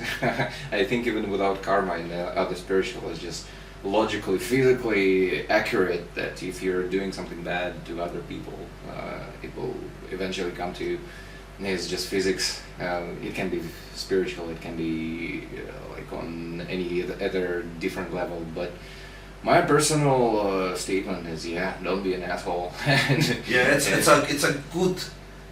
It's can be foundation for everything, right? Yeah. Like just don't put anybody down and don't destroy. Right. Like that's all, right? And what it's easy to say, but no. So, but at the same time, I think it's happened to us because then we become stronger. Like like we know we don't need to do it, but if it's happened to us, we need to understand it's the part of our journey. Yeah, of course. So. Like, tell me your experience with this one, with the people and everything, because for sure you're easy to connect with the people, but at the same time you connect with many people, and it's the things when you have more possibilities to fail on the way when you have more people around. Like there's no way you can do things alone, right? And I think it's like if you'll be alone, you'll be struggle because you'll be lonely and you don't move forward and everything. If you'll be with the people, you'll be struggle because many people also fail, put you down and they, like shit happen, right? And I think it's not need to be for everyone, but I think it's happened to you as well. It's on the way to everything. Like there's a bunch of assholes everywhere, especially in film industry. I mean, on music less. I don't know. I don't. Well, all the musicians I played with are good people. Because it's also like they treat this as like a passion, and like maybe I don't work like in music industry exactly. Yeah. Like it's like it's a passion for them. It's not the way how they can earn money from this, right? So we don't beef around. We don't fight with it. I don't earn big money or any money with music. So I think it's just I surround with people who are on the same page. Whether we find a groove. So less people, bad people on my way in music. But in film industry, it's business. It's money. You gotta deal with the clients who are not happy with your work. You gotta deal with some suppliers that are not on time. You gotta deal with the actors who cannot act. Like so many ways, but you gotta deal with this. And I think your job as a human being is not to continue or prolong the chain of negativity or violence or call it anything. Like something bad happens to you. And then this stress, this negative energy, you want to give it to somebody else, and that's the chain of. There was a funny comics, like the boss is screaming at the husband screaming at wife screaming. So in the whole world, this whole thing, like if the person does something bad to you, it means before it happened to him. So he is like basically giving it from somewhere else. So I think your job as a human being is just to stop this chain. If something, if the person treats you bad or did something bad to you, just stay cool. Just just find the most logical and responsible way out of this. Don't fight back. I mean, you have to defend yourself, of course. You gotta stand your point always. Of course, you don't have to listen to assholes if they are saying like, hey, you shouldn't do this or anything like that. Of course, you have to respect yourself, but you shouldn't also continue this chain of bad things. Yeah. I don't know, a cat shit in your shoe. Don't punch the cat. Just find a way to resolve it peacefully and calmly, something like that. On my way, at least here in Bangkok, Thailand, I didn't have much of negative or bad experience of working.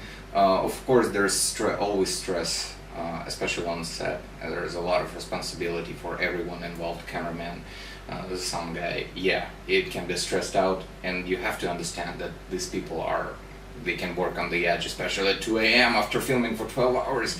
God damn it, yeah, they can say something wrong, but they're doing their job. It's like you can say anything, you can cry, you can call your mom, you can pee your pants, but you gotta get your job done.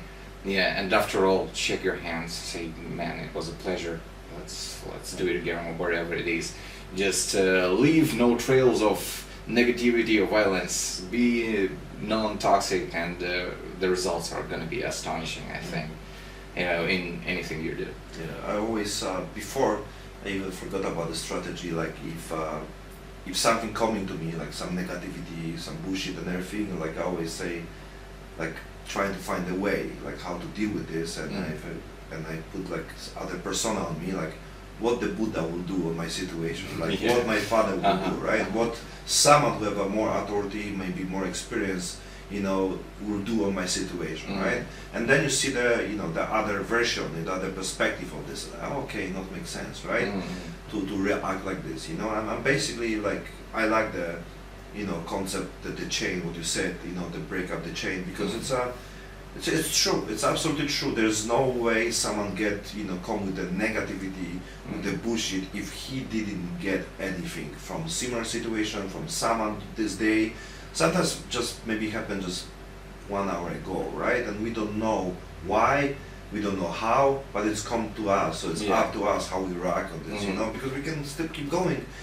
And the time, sometimes we don't pass to this person, we pass to the another one, like you said, to the wife, to the kids, to the to the cat, like for everything. And I think it's the point, and I think you mentioned Mike Tyson. His aggression, it should come from somewhere. Something happened in, I don't know, his childhood, or maybe even to his parents. Something. This power, this aggressive energy should come somewhere, like from somewhere. Yeah. There should be a seed of this. Maybe something happened to him, or some experience. But at the same time, he used this and release. On that inspired millions of people. That it got them excited and everything, right? So he cannot deal. Like I believe, like we cannot deal with our demons. We need to find a way to just other situation, other part of the life be higher than our demons. You cannot destroy the demons, you cannot destroy ego. Everything is important. If you try to say, no, I don't touch this, no, I don't do it, no, anything what you have, like you just need to find other way when this time will consume more energy, more power, so you don't have time for this. I try to, supreme like my, my behavior, my, addiction, everything, even the social media. So I think it's the best way just to do it more things what you like to do, so you don't have time for this bullshit. Exactly. You do it just because you're bored, because you don't have any other things to do, right? That's why people, have social media, the porn, all the things connect with the, alcohol, food and everything, which is the same, things of the dopamine and everything. You just need to find. And you need to be smart on this. You need to fucking be smart to find your passion and to be more, your time must be full, fill up with your passion. That's why the podcast, it's like many hours, and it takes time.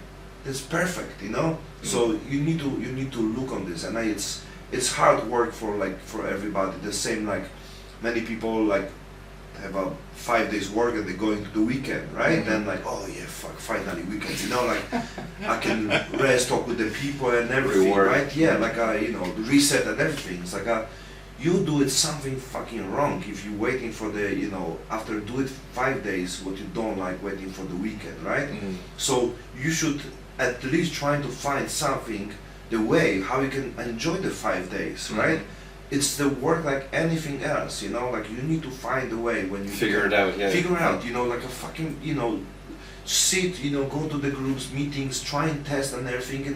It's what you need to realize. You need to connect, you know, be really smart about this one. And I think is even last night before I go sleep, I have like a dream, or even before I go sleep, that also connect with the groups, and I see like guys, like if you have the dopamine fucking drop, which means like you have feel like depression, what I believe it is. I mean, I also learned about this one, because if you have a great day, next day you have a dopamine drop, so you feel like, you know, empty. You feel like something working. You feel like right. Everyone have the feeling. Yeah, like, what exactly. the fuck is? I have a great day yesterday. Like why I feel like this? Why I feel lazy? Why I feel like empty and everything? It's dopamine drop, you know. And it's when people feel like empty, that's why they go into fucking eating bullshit food. Well, that's why watching Netflix. That's why, you know, on the social media and everything, right? So they try to hide. You know, For a short time it will help, yeah. But but short next time. day will be again, you know, because they feel empty, more empty next time. That's why they have a addiction and the loop and everything. So, you know, if you have a dopamine drop and everything, make a group and the people can just call each other. Because the conversation is the key. When you have on any part of problems, you communicate. Communication is the key. Yes. For any business, you know, you have, you know, your group, your business and everything. Communication. If people don't communicate, the problems appear, you know. In the relationship especially, right? Like it's the big part of the don't spread communication. People don't talk with the things, and they don't. Also because they don't have many people around who can talk. That's the concept of being, you know, on the phone and you know, having more option to communicate, but they are less connect with the people, right? They have a very shallow relationship. They don't have the deep relationship, right? That's what people need, and I really try and like spread the more understanding about this one, because sometimes it's all about one person. Sometimes it's one person's enough. Sometimes it's like, you know, talking like this on the podcast, having one person when you can release all the, you know, it's not need to be negativity, people like this, you know, this. It's not about this, it's just to release what you want to say, your feelings, you know, not need to be exactly things, but they have the option just to say what you want to say. And even to talk. And what people don't have, you know. That's why the weekend is great when people can talk. But the point is like nobody care, because everyone is on the head and just fucking go. That's why I don't like the parties here, because first you cannot even dance because the music is, you know, like hard to dance, you know. Maybe I go to the wrong club, I don't know, but and then you cannot talk because it's too loud. So you just go there like just to, you know, like just release the energy, but it's like it's not deep connection what you can get with the people, right? So it's not the part, you know. Especially, you know, your music is definitely not something that is in touch with. Like even my friend who made the video for my last competition, BJJ, also sent me like a hardcore music. It's like, bro, can I just change the music? Like, because when I was young, you know, I connected this music, right, the punk, you know, and the rock and everything with the negativity.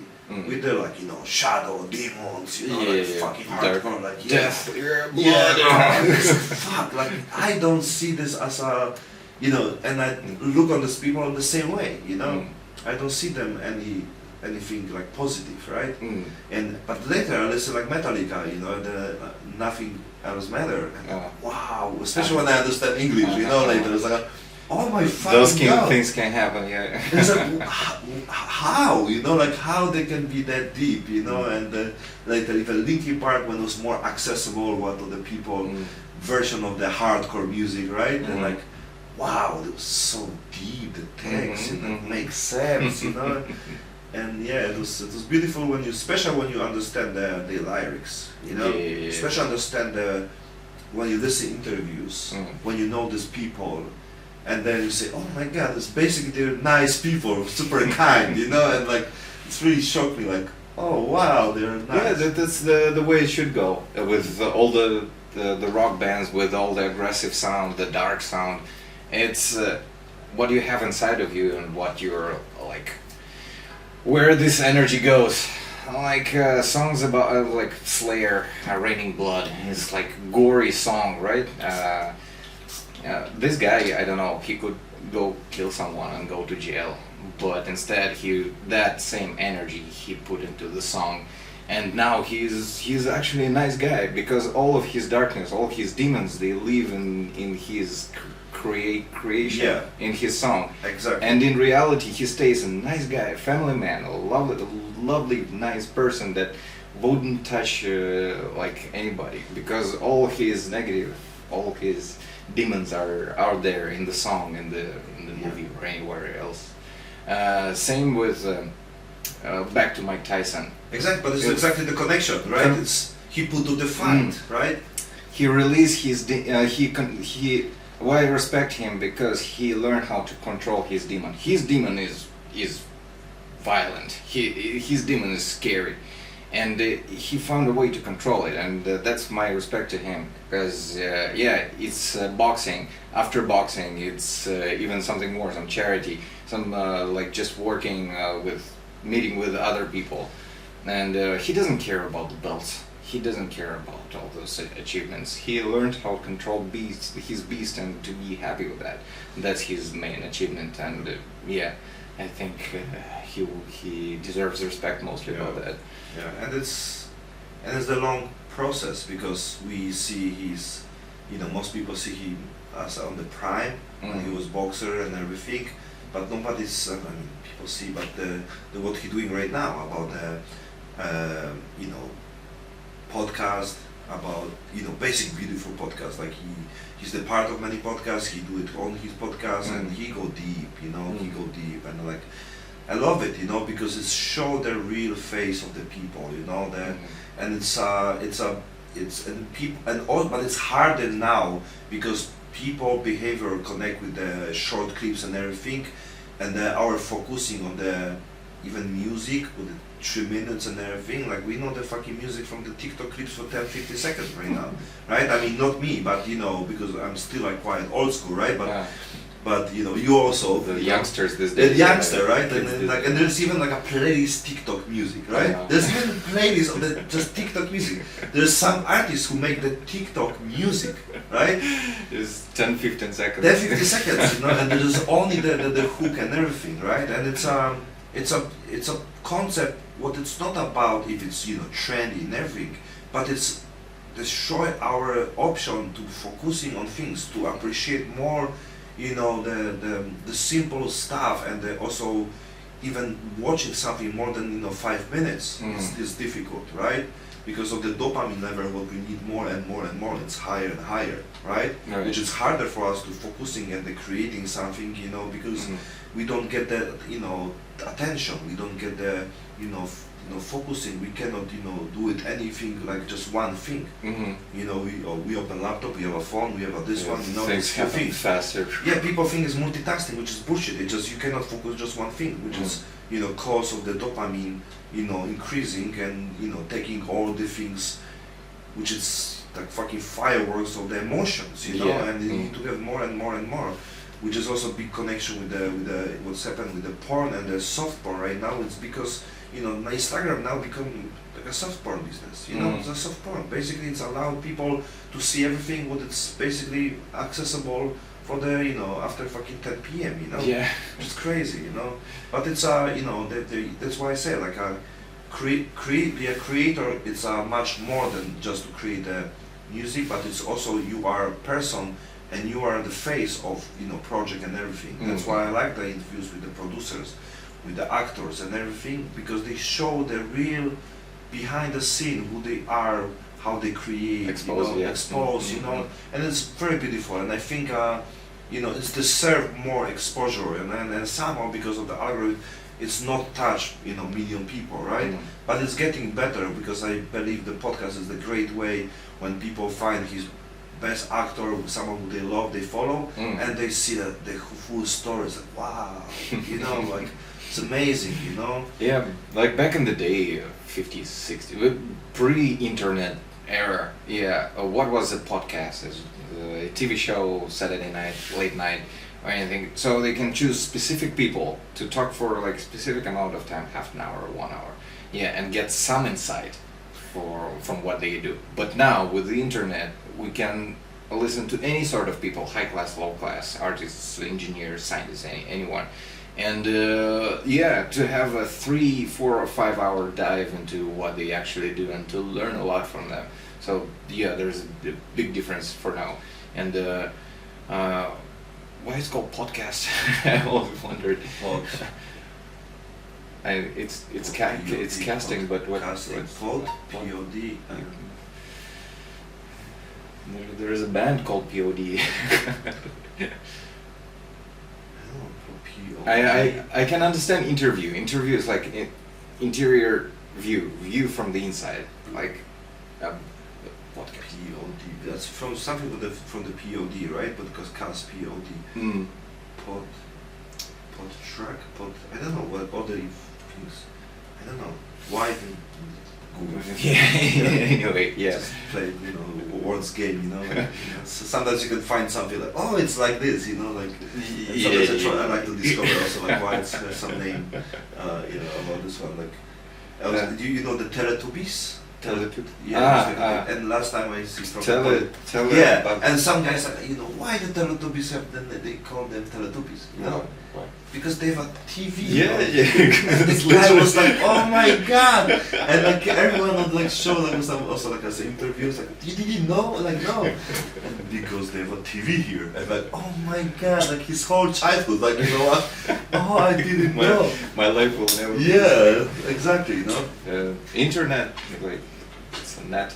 Yeah. Network, right? So network.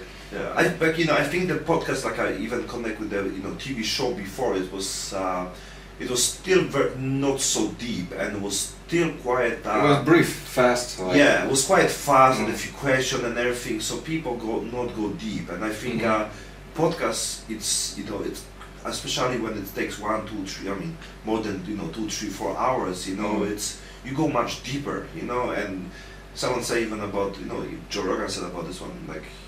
Like it was 2 people, I forgot the other name guy, but he said like because they earn money from talking, right? Like the actor and the podcast, and he said, and it's crazy to say like they earn money from talking, right? Basically, right? It's beautiful, and they said more they do, right?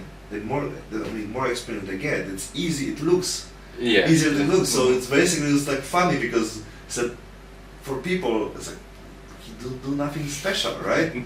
Right? It's the same with the actors and everything, right? It's easier, it looks easy because they do this for many years and they practice and everything, right? So nobody say, oh, it was easy to do like this. It's easy look, but you don't know why it looks such a simple idea, just two people communicating, and why it goes deeper, I think. Like with no audience, with no pressure, no expectations, is just one-on-one. I think this is a recipe for.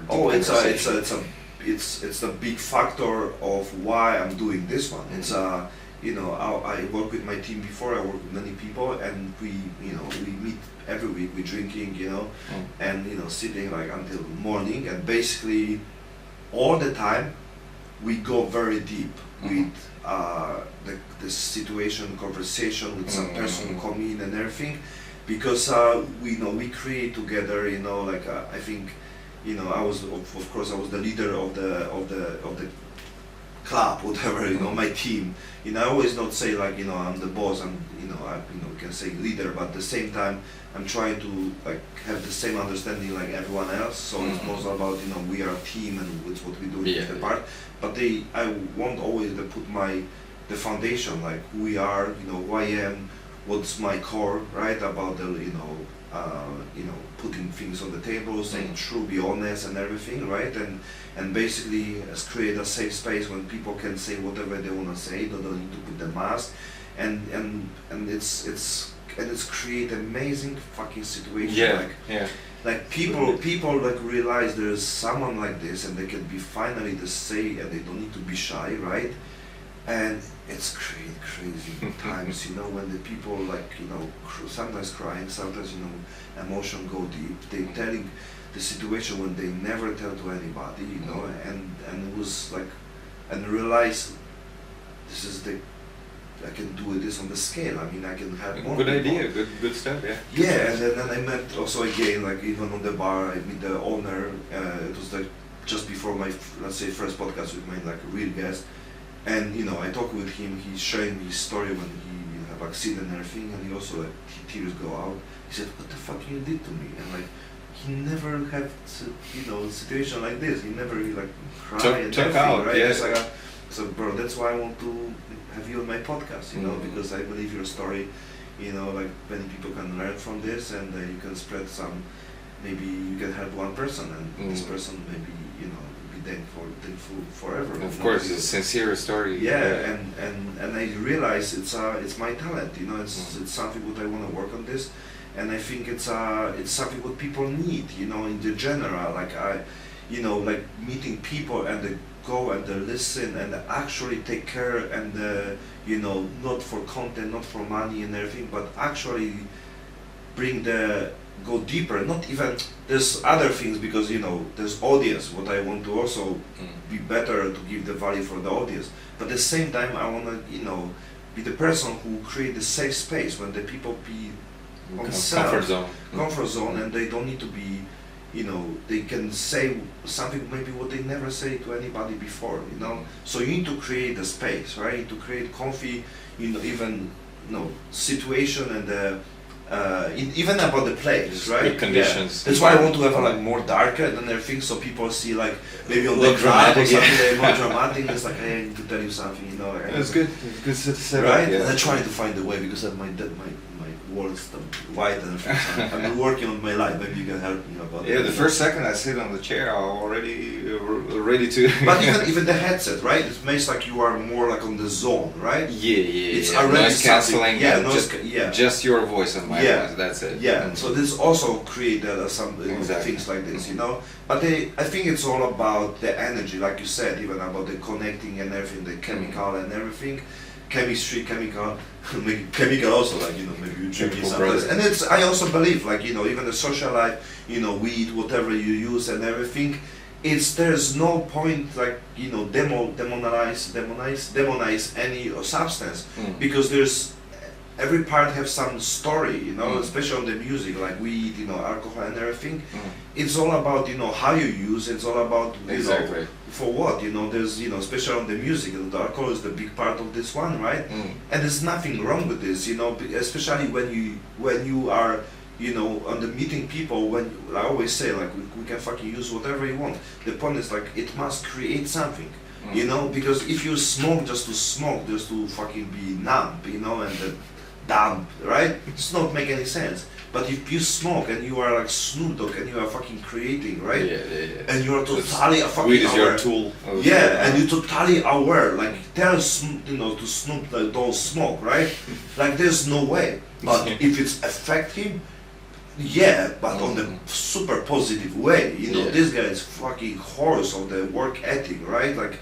This guy is like creating things like he's 50 plus, right? He's everywhere, every TV show. And absolutely. And he, discovering him again and again. He created a new concept of himself.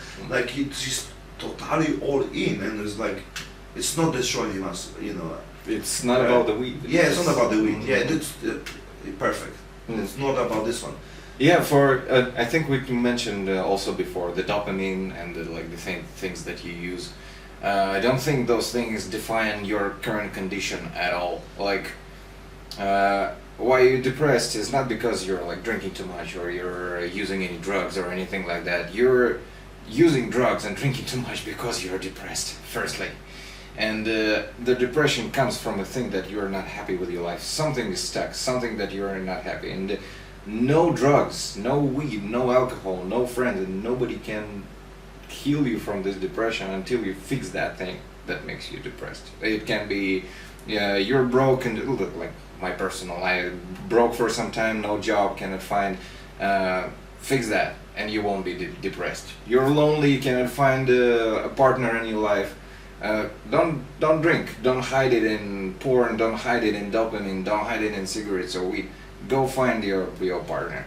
So it's these are just tools for you to stay productive and keep the things doing. As same as for Snoop Dogg, smoke weed, be in the character. People love it. Boom, he's invited to this TV show. This video game is made of. For me, weed is a way to focus.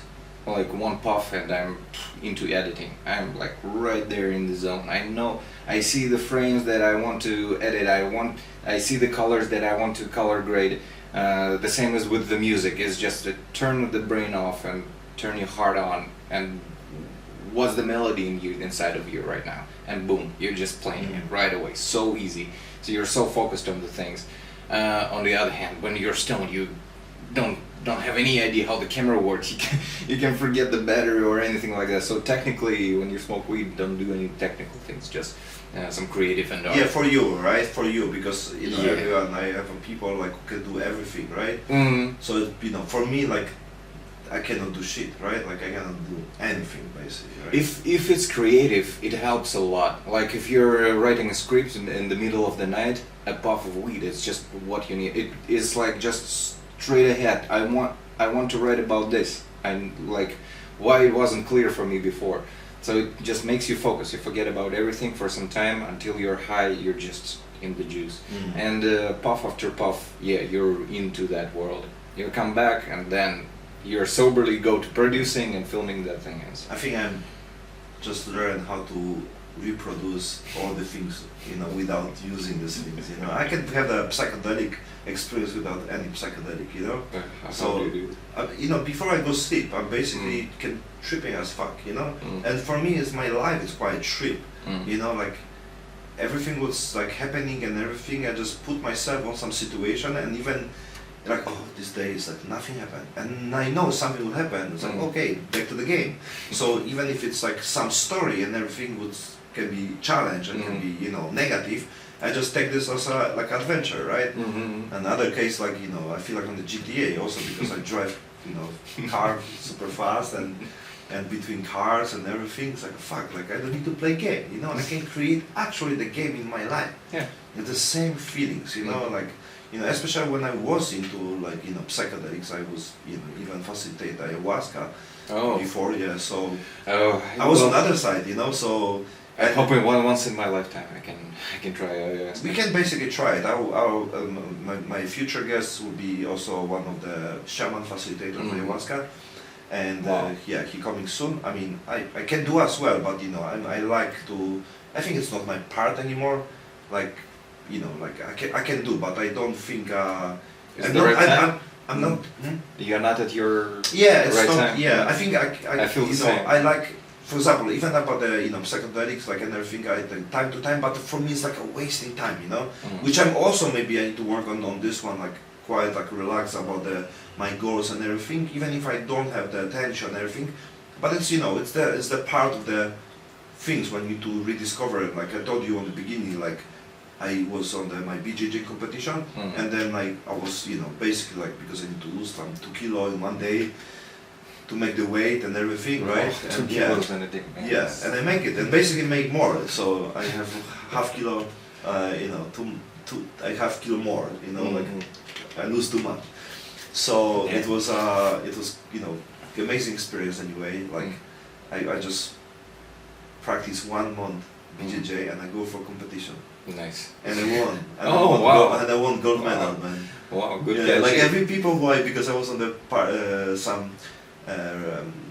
some camp, like 3 days, and the people who you know, like work out and everything, like they didn't know I would be there. Like I just come and say, hey, you know, what's up, guys? And like, oh, you're here? I say, yeah.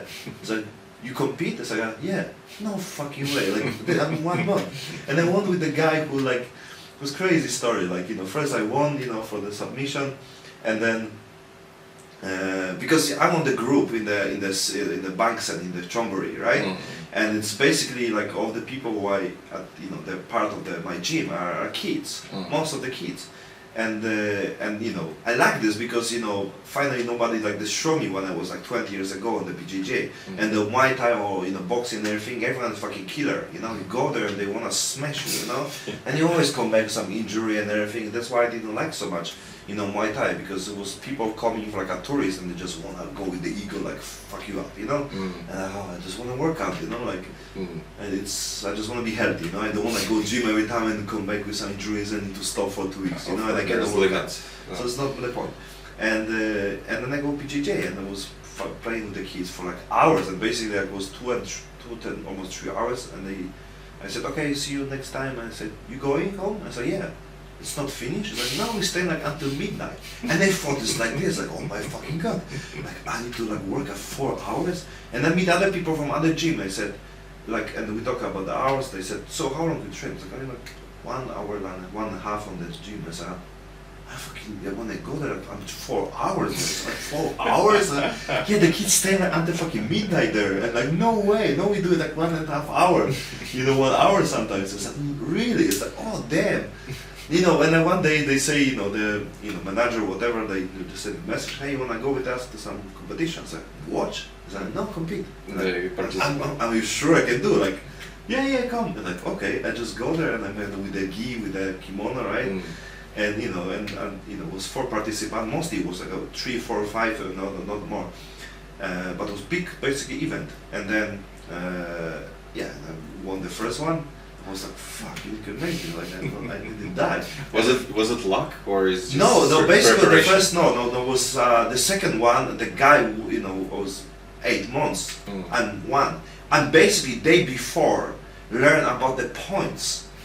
And I go to the private class, and I because my teachers also like my coach from my brown belt, he don't speak English well, so I didn't understand even didn't learn by myself before about the points and everything. So I just signed. I didn't know like how I can even win. What's the criteria to winning, right? So I just learned from the other coach from other gym about the points. Like oh, this is 3 points. Okay. So I just learned day before about the points. So basically, even my coach, like the people trying to tell me something, I don't know what it means. So they just do this one, do this. Like what? Like I don't know what it means. And then I have my fight for the gold, and was basically for 4 minutes, and like 5 minutes was the whole fight. So we like trying to put each other down, right, to do something, and like. I just try because I see he's strong. He basically can like if I go to the ground, I don't have chance. But they don't know much about me. So I think it's the advantage, because I have some power, but I don't have skills, right? So I tried to put him down. He tried me and everything. I have some advantage points. So basically it was 0-0, but I have some advantage point because I was more active. Like try to put him down. And the last 5 seconds, I don't know if you are a fan of UFC. Max Holloway. Who's Max Holloway?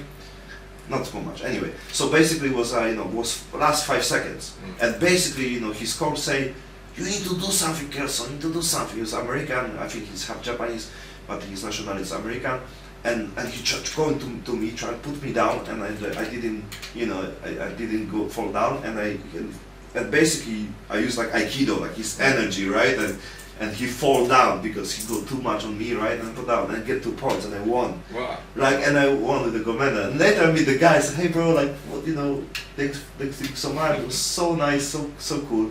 And he said like, how long you train? I was like, bro, like just 1 month. I just learned about points yesterday. And he was like, what? No way, man. Yeah. And like, how long you train? It's like 8 months, man. Like all the time training. Like no way. And like, but you do some resting, right? And I said, no man, like I do nothing, like no way. And he laughed so much, it was so funny. And like, we still connect, right? So we, become friends because the BJ community are super, like the networking and the community and the friendship are fucking real. That's why I love this community, because everyone do something. It's like music. Yeah. So it's something like this. You have a common passion. Like some people treat more serious, but mostly it's passion. Everyone has some work, business, and everything, right?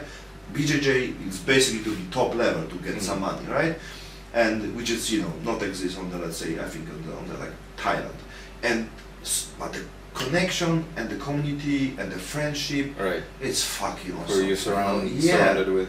Oh my God, that's why I love it, and the people so friendly and so super supportive. And when I get the medal, like, then I realize like everyone watching me, and then some people come like, oh, I didn't know you do BJJ. I said, bro, I just started 1 month ago. Those most funny things. But also, I'm 39 years old. I also do it this because of challenge of myself, not about the medal and everything, but keep going to find something what they consume my head, and they make me be active on the sport and everything. Because like people say, oh, but you like the gym. I say, I fucking hate gym. I just do it because it's my health. Like I even take testosterone. Not about I want to look better, because my energy will be higher, so I need to use the energy. That's why I need to go to the gym. So it's like I'm using poison to go to the gym, because the gym would be not kill me or something like this. So I find a way just to be more active, right? Like I take some microdose, but anyway, I use it for energy, right? And the same, like I say, when they say, do you want to compete, then I sign for the next one, on the October, and you want to go, and like fuck, like I say yes, just to make the action, because if I say yes, I need to do it.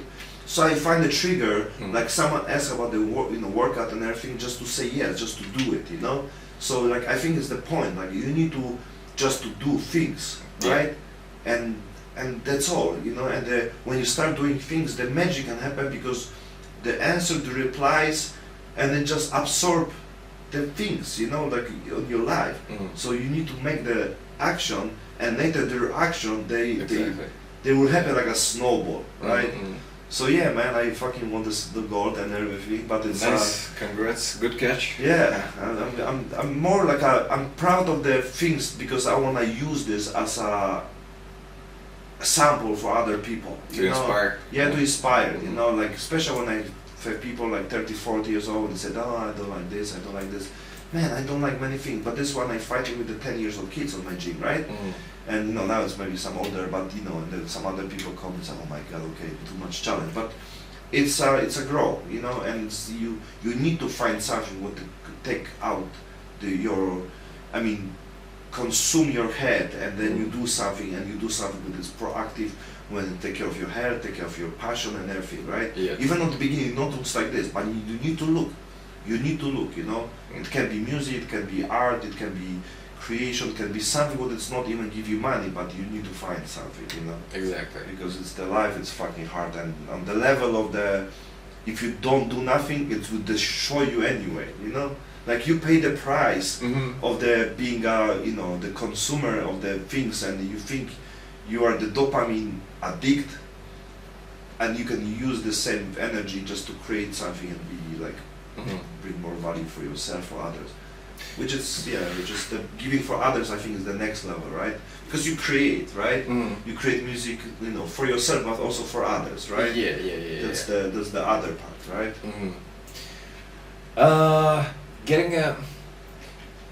Getting back to the topic of like how artists can support himself, and living the art world and living money world. You think it'll be question. So because there's things when you can do, right? And you can be the one to create a source of income, like generate money from other things. But you can also find someone who really support your passion, right? So for me, it's the two ways.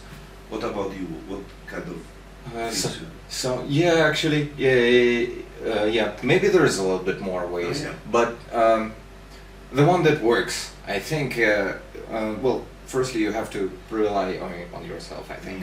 If you're running your thing, if you have passion for your own vision, it's gonna be hard to convince somebody else to have the same vision as you, so you're number one.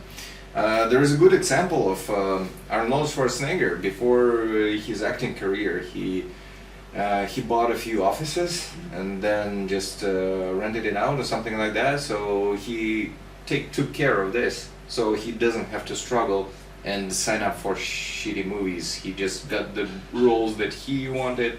So yeah, good for him. He established himself very well. On the other hand, Robert Downey Jr., for example, he had a dark, not dark, but bad stripe in his life, bad period of his life when he got no job, broke and stuff like that.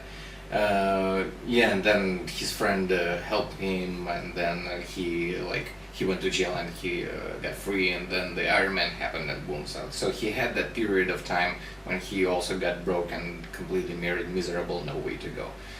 And another way, as you mentioned, someone will support you. Christopher Nolan is a wonderful director.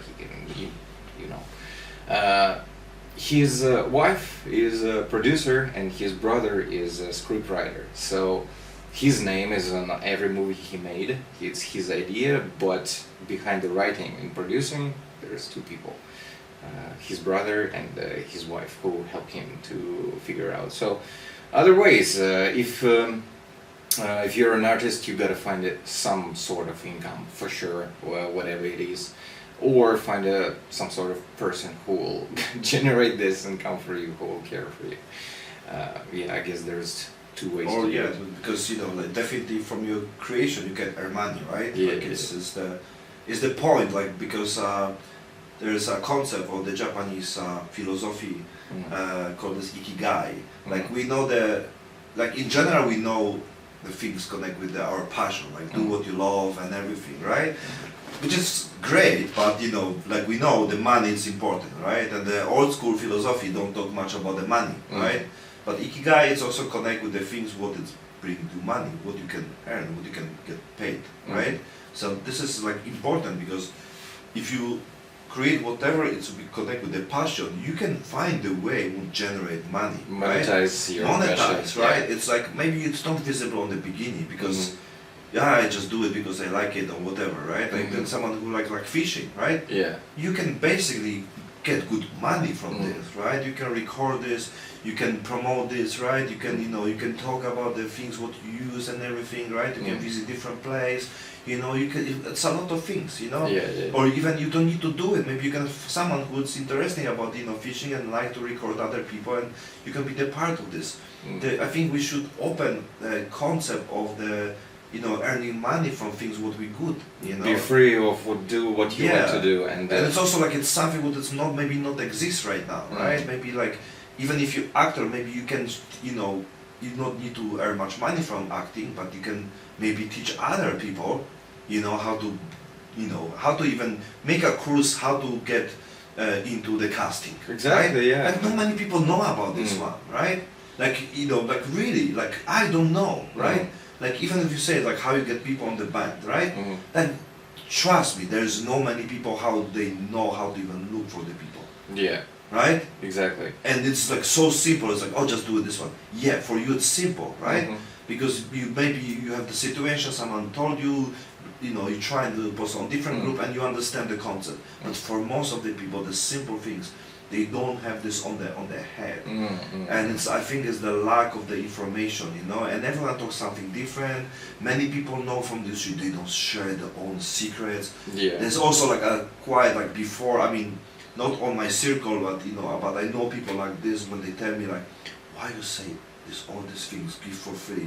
Why you tell everyone who you meet, you always tell how you do business, how you do marketing and everything. They can take and steal from you. I can do better than you. And like, I say they don't have any idea how much works is required, and they can steal my idea, but they cannot steal my fucking work, my hours of the work every day about this one. Exactly. So I don't afraid, because I know I can tell you everything what you need to do, right? Like what I use and everything, right? And you need to do it by yourself anyway, I'll be glad if people listen to actually any advice I share or. That's the beauty of this, because I think when you achieve something in your life, you like to share with other people because it makes you like feel good, Positive impact on everybody's life. Yeah. So like I think it's people who, question these things. I think it's they don't understand the process of the stuff, right? And I think many people who achieve something in life, especially of the like a legit and hard work way, that's why I don't I'm not into like a Bitcoin, the fast money, the forex and everything. And I mean more people who lose and everything. I'm not like against to this one, but I'm against to the concept like if you get the money fast, there's not much story behind this one, Easy come, easy go, I think. I don't wish them to lose the money, right? Mm. But I think it's you don't have much story to talk, and like later even if you have all these things, there is not much things. If I invite someone on a podcast, like how you get the money? Oh, basically, someone told me to put the money, I put the money, and I get the money. Yeah, right? you get the money, you don't earn money. So you don't have the story behind, and I don't think someone need to pay the price for the for the fast money and everything, but they will. Everyone will have the need to. I don't say sacrifice, but they learn some other lesson about the life. Like it's the story. It's also fulfillment about the human. Like if you achieve something, your next things is to help other to achieve this, to give the things what you got somehow. Help yourself, help others. Yeah. So I think it's like have you ever think to make some course or share your knowledge with others? Actually, yeah, for a long time. Well, in some periods, I have some teaching lessons. You're a teacher before in China, so yeah, it's best of both worlds: filmmaking and teaching. I think it's personal to every human being. Like, if you have the skill, you can share it with the others, and they will make something beautiful. Or you can just develop your skill. So, is it about like your energy, where it goes to yourself or to others? I think there should be a good balance of both of it. Teach others and do something for yourself. The same time when you teach others, you do it this anyway, because if you do production and everything, you talk to the people, right? So and learning with the process as well. Yeah. So it's the natural, right? You're with the people. You communicate. You teaching them. You talk every day, like. Show them how it's done. Yeah. In form of a YouTube channel, maybe I will do it someday. But now I don't feel like super passionate about. Even I don't consider myself super educated in terms of cameras or any technical stuff. I love sharing my experience, and I love when people actually get a good lesson out of it. So, do I have recommendations? Do I have like a clear guidance for somebody else? No. But do I have like a story, my personal story to tell to the people which they can learn from? Yeah. But it's mostly like this. I think it's, even if I check the master class and everything, it's 90% stories. Exactly. Yeah. Just take a look at the example of the person who did it already, and just follow the steps. Do it your way, like approximately like another guy. I think this is the best way to learn. Yeah. The action is the always. And the action, just do things. Learn the guitar. Just take and learn. How I learned the guitar, I didn't take any classes or any teacher. My friend was drunk and he forgot his guitar at my place, and the next morning I wake up and I'm like, hey, it's a guitar and it's me, and we one-on-one, let's try to play something. I just choose some songs that I like. I found some chords on the internet and I start playing this finger here and drill it, man. There's no YouTube lessons. I didn't pay a single dollar for any lesson. Just drill it. You finish one song, another song, and after a month, your fingers already have the muscle memory of the chords. Same as the drums and anything else. Is just just do it as much as possible. Do you play games? The Elder Scrolls, Skyrim. They have a very nice upgrade system, so you level up as soon as as far as you're using something more. For example, there is a skill line for the swords, right? The more you use swords, the more the skill goes. So in life is exactly the same. The more time you spend on something, on camera, guitar, drums, anything else, the more you understand it, the more the skill you get, and from that point, you can start sharing with other people. That's the concept what you learn from the music, I think, and then you can exactly copy paste to everything what you do. Anything. Right? Anything. Because it's you understand the strategy for this. Okay, put more hours. Exactly. Try more things. Do more of this, and you'll be better. Right? Yeah. You have your life, like you have 70, 80 years, 100 years if you're lucky for your life, and it's your choice what you're going to dedicate your life, your time into. 1 hour, 2 hour, month, years of your life. What are you going to dedicate it to? You're going to find what you love doing and just spend more time in it. Your podcast has just started, and comparable to Joe Rogan, who already did more than 2,000 podcasts. Yeah, he spent so much time on developing this thing. So looking at Joe Rogan at his first podcast, his last podcast, wow, what a journey it was, it was right? camera, it was on the webcam. First year it was his dude basically on the webcam, you know? Yeah. And his first 500 was basically with his friend, Yeah. right? Yeah. First 5 years he never even earned any money, 5 right? years. Yeah, 5 years without monetizing, even though no, just do it because they enjoy. It's like we put the camera, we talk with my dudes, you know, that's all. So this is amazing, and imagine like if I make 21 podcasts, I'll be the top 1% podcaster on the world. 99% people make less than 21. Man. So that's the part of this one, the consistency, and just do it, right? Consistency. It's already spend your time. Yeah, on it. it's already rise you up on top, because many people gave up. It's like a quite easy game, I know, because I can beat everyone with the work ethic, right? Yeah. So I just decide with my dudes like, bro, we just do podcasts. Like I just take off the guest. I just don't think about, because I already think about monetizing and everything. No, just keep the guest. Just bring the guest. You know, like I mean, I think about the monetizing because of my people who I need to pay. So I don't need this, right? But I need to pay them, and they need the real money, which is important, right? So I don't want to make the same mistakes like you. So I need to pay my bill, I need to pay the bill and everything. So I need to think at the same time. That's why I still use them money from my previous projects to finance this one, right? Yeah.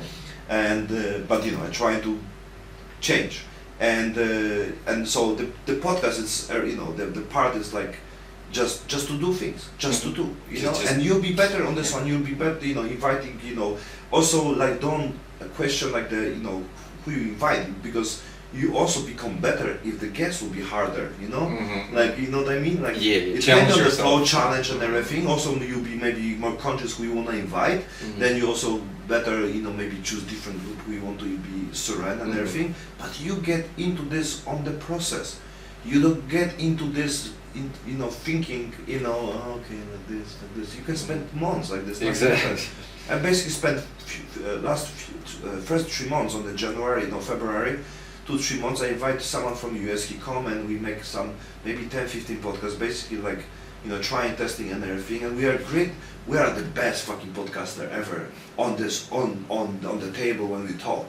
We have a beef. We fucking talk, entertain. We have a different perspective, different experience, but at the same time we're super entertaining.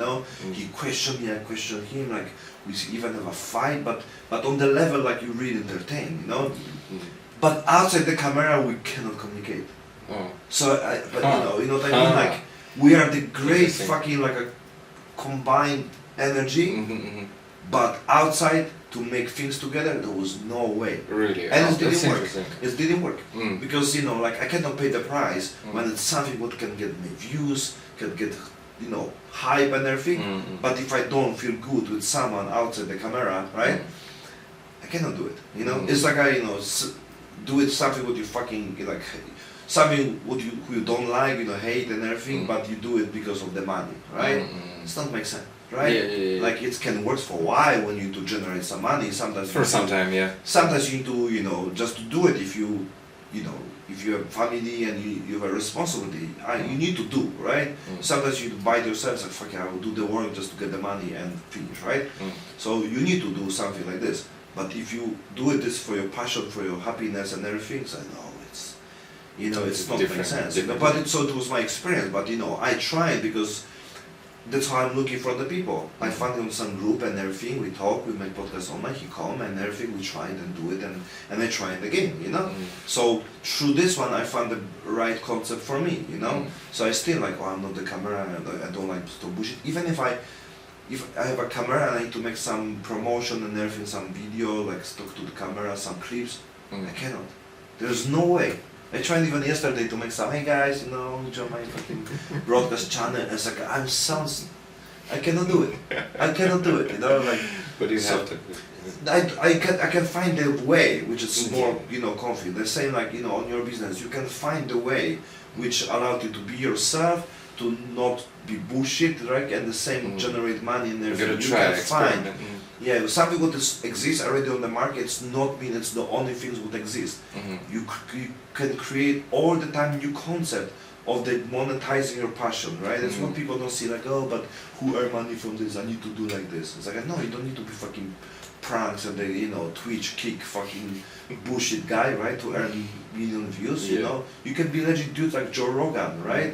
And you can also be on the top of the game, which is true. Which is also show me like you can be yourself. Just be yourself. Yeah, Yeah. Find yeah. what And exactly you you can, feel. it's so much crazy, but because of all the propaganda and all the viral things, we thinking like you need to be like Follow the trend Yeah. and stuff like that. When No, you don't, no. you can be absolutely yourself, and you if you have the consistency and everything. And I also see the people who have the great value and the great share. They're also older, and it's like you have many podcasters who are like 30, 40, no, 40, 50, 60. Even Mike Tyson, right? We bring so much value, So the age, on this case, is just a number about Just the a value. number, yeah. And it's even value give you more things because you are. You don't need to entertain anymore. You can be yourself, and you can have something to share with others. Right. When not only what you have to share, you just to fucking do TikTok dance, right? Like, which is okay, but on some level, Yeah, I mean, you can be expired. Expired. You can be expired, yeah. You can be. And you can, produce yourself again. Yeah. Great point. You can be inspired with the trends and all the things that are in fashion right now. But yeah, you gotta do your thing. You just gotta try and experiment, and whatever resonates with you, anything that you like, you gotta stick with that format and keep productive. Doesn't matter what you post, just keep posting, keep uploading, keep showing yourself, keep your door open. Doesn't matter what it is. Is it podcast or juggling, playing football, knitting, cooking, anything? Find it what resonates inside of you, and just keep working on it. Yeah. Just keep up, spend more time on it, let people know, bring more energy, expose it. Yeah, that's the trick. Everybody we mentioned today in the interview, Joe Rogan and Mike Tyson, they are themselves. They found who they are, and they just drilled it. They worked really hard. Yeah. So if I will be even close to Joe Rogan, right? It's not make any sense for me because I didn't put that work like him. I wanna make the work, value. I don't wanna go shortcut. I know it's required to be better, to even achieve this level and everything. And and I know his story about his dedication, his passion, his mistakes and everything. So I see the thing behind the scene. That's what I love about this part, because Right. he absolutely deserves, and I need to work on this to be even, close to this. It's not like I put this on like it's my goal or something like this, because I have a quite different direction. But for me, just to enjoy the process. That's what I love. I think for the start it's a good direction. Like Joe Rogan, what he does, I want to try something like this. Eventually, with time, like you will create your own thing that's completely not Joe Roganish. Like the conditions that you have now, Thailand, Sriracha, and like the times we are living, maybe the different industry. He's more from like fighting you. I'm also I'm a big part of this one. Yeah. Okay, but I think your thing will start similar like Joe Rogan, but it will different direction. Well, we have a lot of similarities. Yeah, because the concept what I wanna take. I love the martial arts because it's the stories of the people who have the passion and the hard work. Basically, any creator will have the same things. That's why I mentioned about your strategy when you discover your way how to do things, just to do it, and that's how you get it to be close to perfection, let's say. And it's the same when you have a discipline base of the martial arts. If you do it this and you later you take the core, you can put on anything else. You need to have something like this, and it's if it's martial arts, if the music, of the anything what you get and you get it from the passion, you can connect this and you put on the business. And if you say, okay, I know I trained before this one, I do the music and this one, so what you learn? So, oh, if I do more, I'm better. Yeah. It's do the same how about the money. Get something what you can do and put more hours on this one, and you get better. You can get more paid. Yeah. Sell one thing, sell this, learn how to sell, and just getting more better and better and better. How you get to the music? I tried this, I do this one, and I get the guitar. So like it's the same story. Go someplace, ask someone, hey, can I try it? Like it's the same concept, but that's what all the creators have. They have the strategy, and they can touch anything else, and they can achieve similar success if they understand the concept is the same. It's exactly the same, but it's the be aware of this one is another version. So but I don't know, I just know how to play football. It's like, bro, it's the same things. You go to the workout, the train, and everything is the same. Yeah, but you are good on computers. Like, bro, how you fucking learn your things? It's the same things.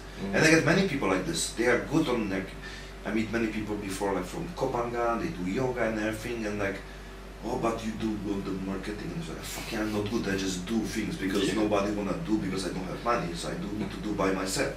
That's why I'm doing marketing, right? And then I realize it's the same like anything else. That's then when I see the concept, and then people they're great on yoga, whatever, but they don't know how to earn money. You need to learn this. The same as a practice of yoga.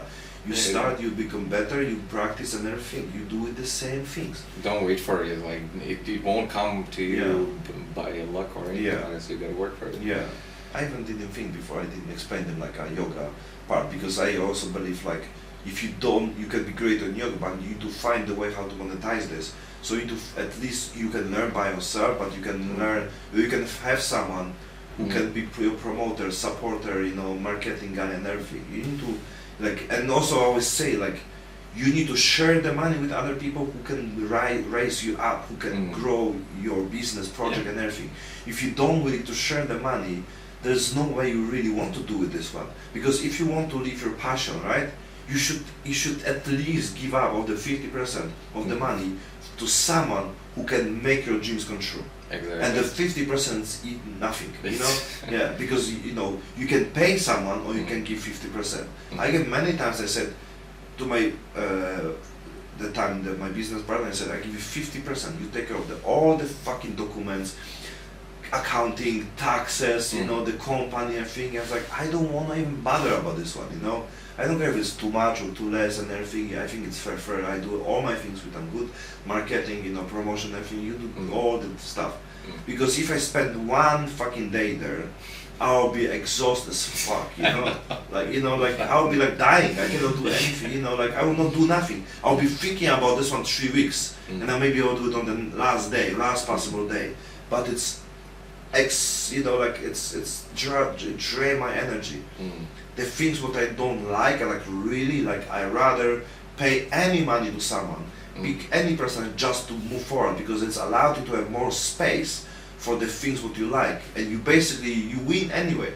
You win. On the end you win, because you focus on more things, you do give to someone, this person's happy. This works. Yeah. It works. If you don't want to do the thing yourself, hire a person, but you get the result you want anyway, right? So you gotta find the solutions either way. I hate doing the bureaucracy and papers and stuff like that. I have to do it sometimes, but if there is a chance somebody can help me with that, of course I will use it. How you deal with the firing people? You firing people? I've never fired anyone. They fire themselves. Good thing about working in film industry is like it's project based thing. Oh well, I'm a freelancer. I finish one video, boom, and we don't see each other anymore. Sometimes I work with the same people for like several times because we have some trust. But basically, I just hire people for one project or something like that. I didn't like the band that we have. The first lineup with the first members that showed up a year ago. They're still together, so I don't remember firing anybody. Oh, nice. Yeah. People come and go, I guess. Yeah, I think it's so that's natural, it's you know, like, especially when you are like project based and everything, like, just know you don't meet them again, right? Yeah. So it's like, okay, like, but you don't need to, like, you know, they're like not that good, you just finish the project anyway, right? You just try and... Never happened to me. It happened to some of my friends, some of the people that I know. It happened, especially with the actors. It's a catastrophe if they have like half movie done with one actor and he's like getting drunk, or he's Yeah. like, my grandma is saying I need to go. It's bad, and I'm happy and or lucky not to have it that much. Every project that we start, we finish all Yeah. together. I mean, it's can happen, no need to. It's also based of the, someone say, Gary V, I think it's he said, hiring is guessing, firing is knowing. Yeah, Right? Because you well don't- said. Yeah. You don't know, right? You know when you must, you know, Mhm. when you see someone fail, right? Yeah. But before this, there's no things like, oh yeah, I'm good at HR. There's no people who are good on HR. Mm. HR, sorry. So it's a concept, like, you can be better, right? You can have the feeling, right? Mhm. Because all you use some criteria and everything, right? Mhm. Like, it's also, like you mentioned, about the, you know, chemistry and everything about Exactly. the people, right? So you can definitely have some skills about this one, and I think you have, because it's a big part of your life about the hiring people, I think, right? Like Networking is the big part of your life anyway, right? it is, of course. I get most. Hell, my biggest projects are from all the networking, and all the work I have now is also from networking, about knowing people. I wouldn't say that I hire.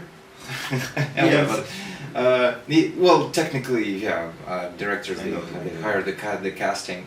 But I would personally, my workflow, I just treat it as a ship. You know, you buy a ship and you're like, hey guys, do you want to go where we're going to explore new worlds of cinematography? So I need your skill in doing this. I need your skill in camera. I need your skill in acting. I need your skill in visual effects. I need your skill in that, and I will pay you for your work. If I'm hiring people, I do that because I like what they do themselves. When I'm directing the movie, I'm trying to just let things happen. Like, I don't want to control it too much. If, okay, I need this explosion in the movie, and I know a guy who will do it good. I won't tell him like, exactly, dude, I need this smoke to go this way, or I want this specific coloring. No, just make me good explosion. I know you will do it good. Here's the amount of money, and please do enjoy it. enjoy being in this movie. Enjoy working on this project. Do it with love, and that's what matters for me. What is more hiring is like, I don't know. It's like bring me some coffee. Bossy vibes. I don't like bossy vibes. I like the teamwork vibes. It's Like, like, you are not the corporate dude, huh? maybe yeah. I don't know. It's wrong or right, but this way I do prefer to work, because I think the result is much better when the person feels more free, that the person feels respected, the person feels that he's rewarded reasonably. Yeah, that will bring the best result of the artwork in the end, of course. I think it's because of your like foundation, like your concept of the ship was perfect, like metaphor about this part. You know, when you bring the talents, right? The same, like, you bring something on the table and everyone bring on the same table, and you know, well, let's work on this one together, right? Exactly. It's a great concept, because you know, like, if you see the people's skills and what they can bring, and at the same time they can feel great about this part and can you know, appreciate and also see the final product and everything. And it's also something that's visible. You know, this work can be visible. You know, also about the creation. It's amazing, right? Because many people work on something and they don't know fucking it's bring the money or not. They just do something, right? And this one is quite different, because people can see the result of their work. You know, the flower of the seed, whatever you call this, right? Yeah, with some proof of material concept that people sign up for to work with me, seeing what I'm doing, and like, okay, this guy won't do probably any shit, probably, hopefully, but Well, what I want to say, it's more like a collaboration. I feel if the director starts like commanding and controlling too much on the set, it becomes a personal art piece, which a movie is not. Movie rarely can be personal. I think it's a piece of every person who works on set, even a PA who brings water to the actors. There's a little touch in the movie from him. So movie is a teamwork, of course. It's like a ship who is sailing across the ocean for a long journey until the destination is there. It has a touch of everybody who participated in the movie. So being a boss to those people and like command them, being like really harsh on them.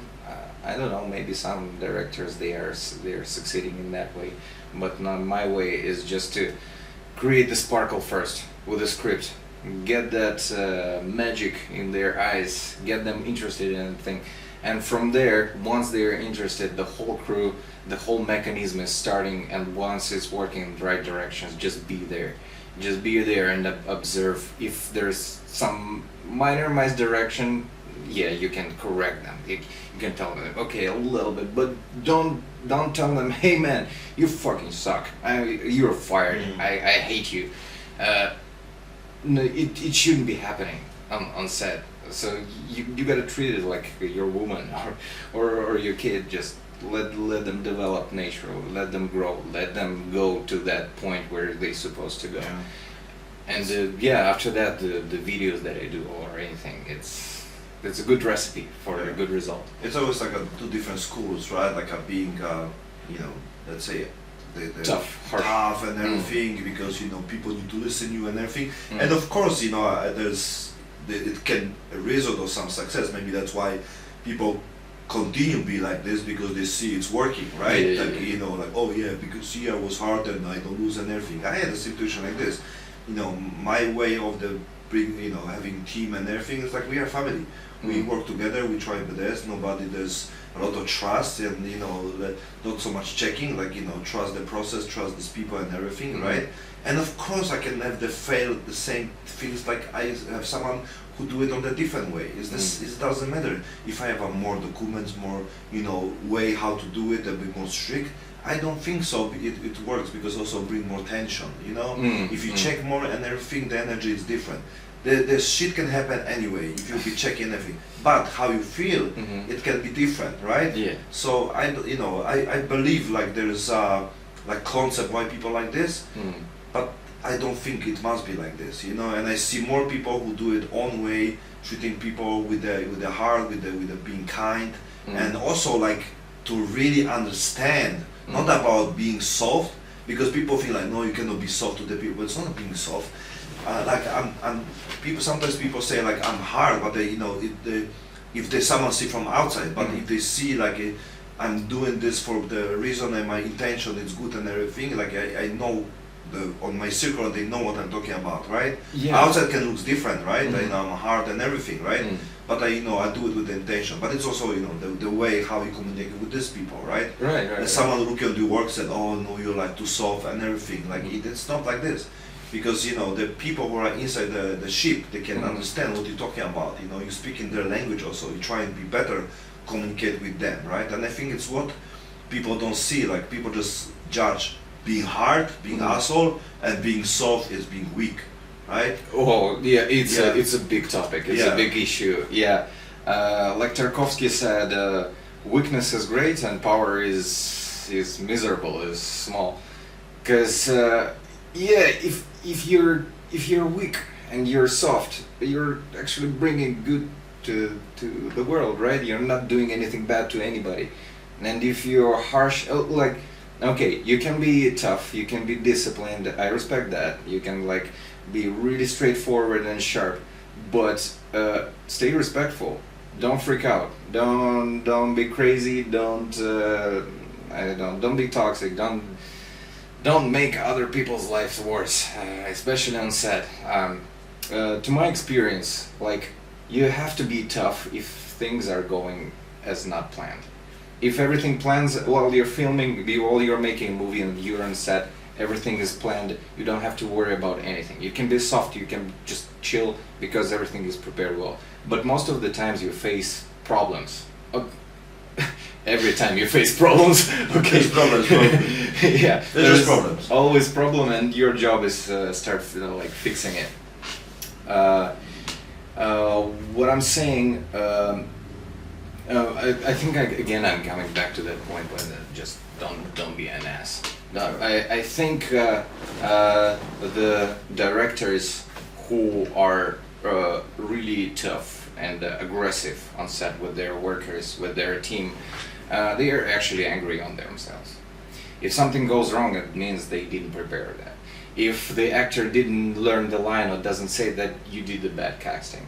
If the truck didn't arrive at midnight as it planned to be, then you hired the bad crew. So everything you're angry about as a director on set, you should be angry on yourself first. Because you're the freaking director. Yeah. You're responsible for all of it.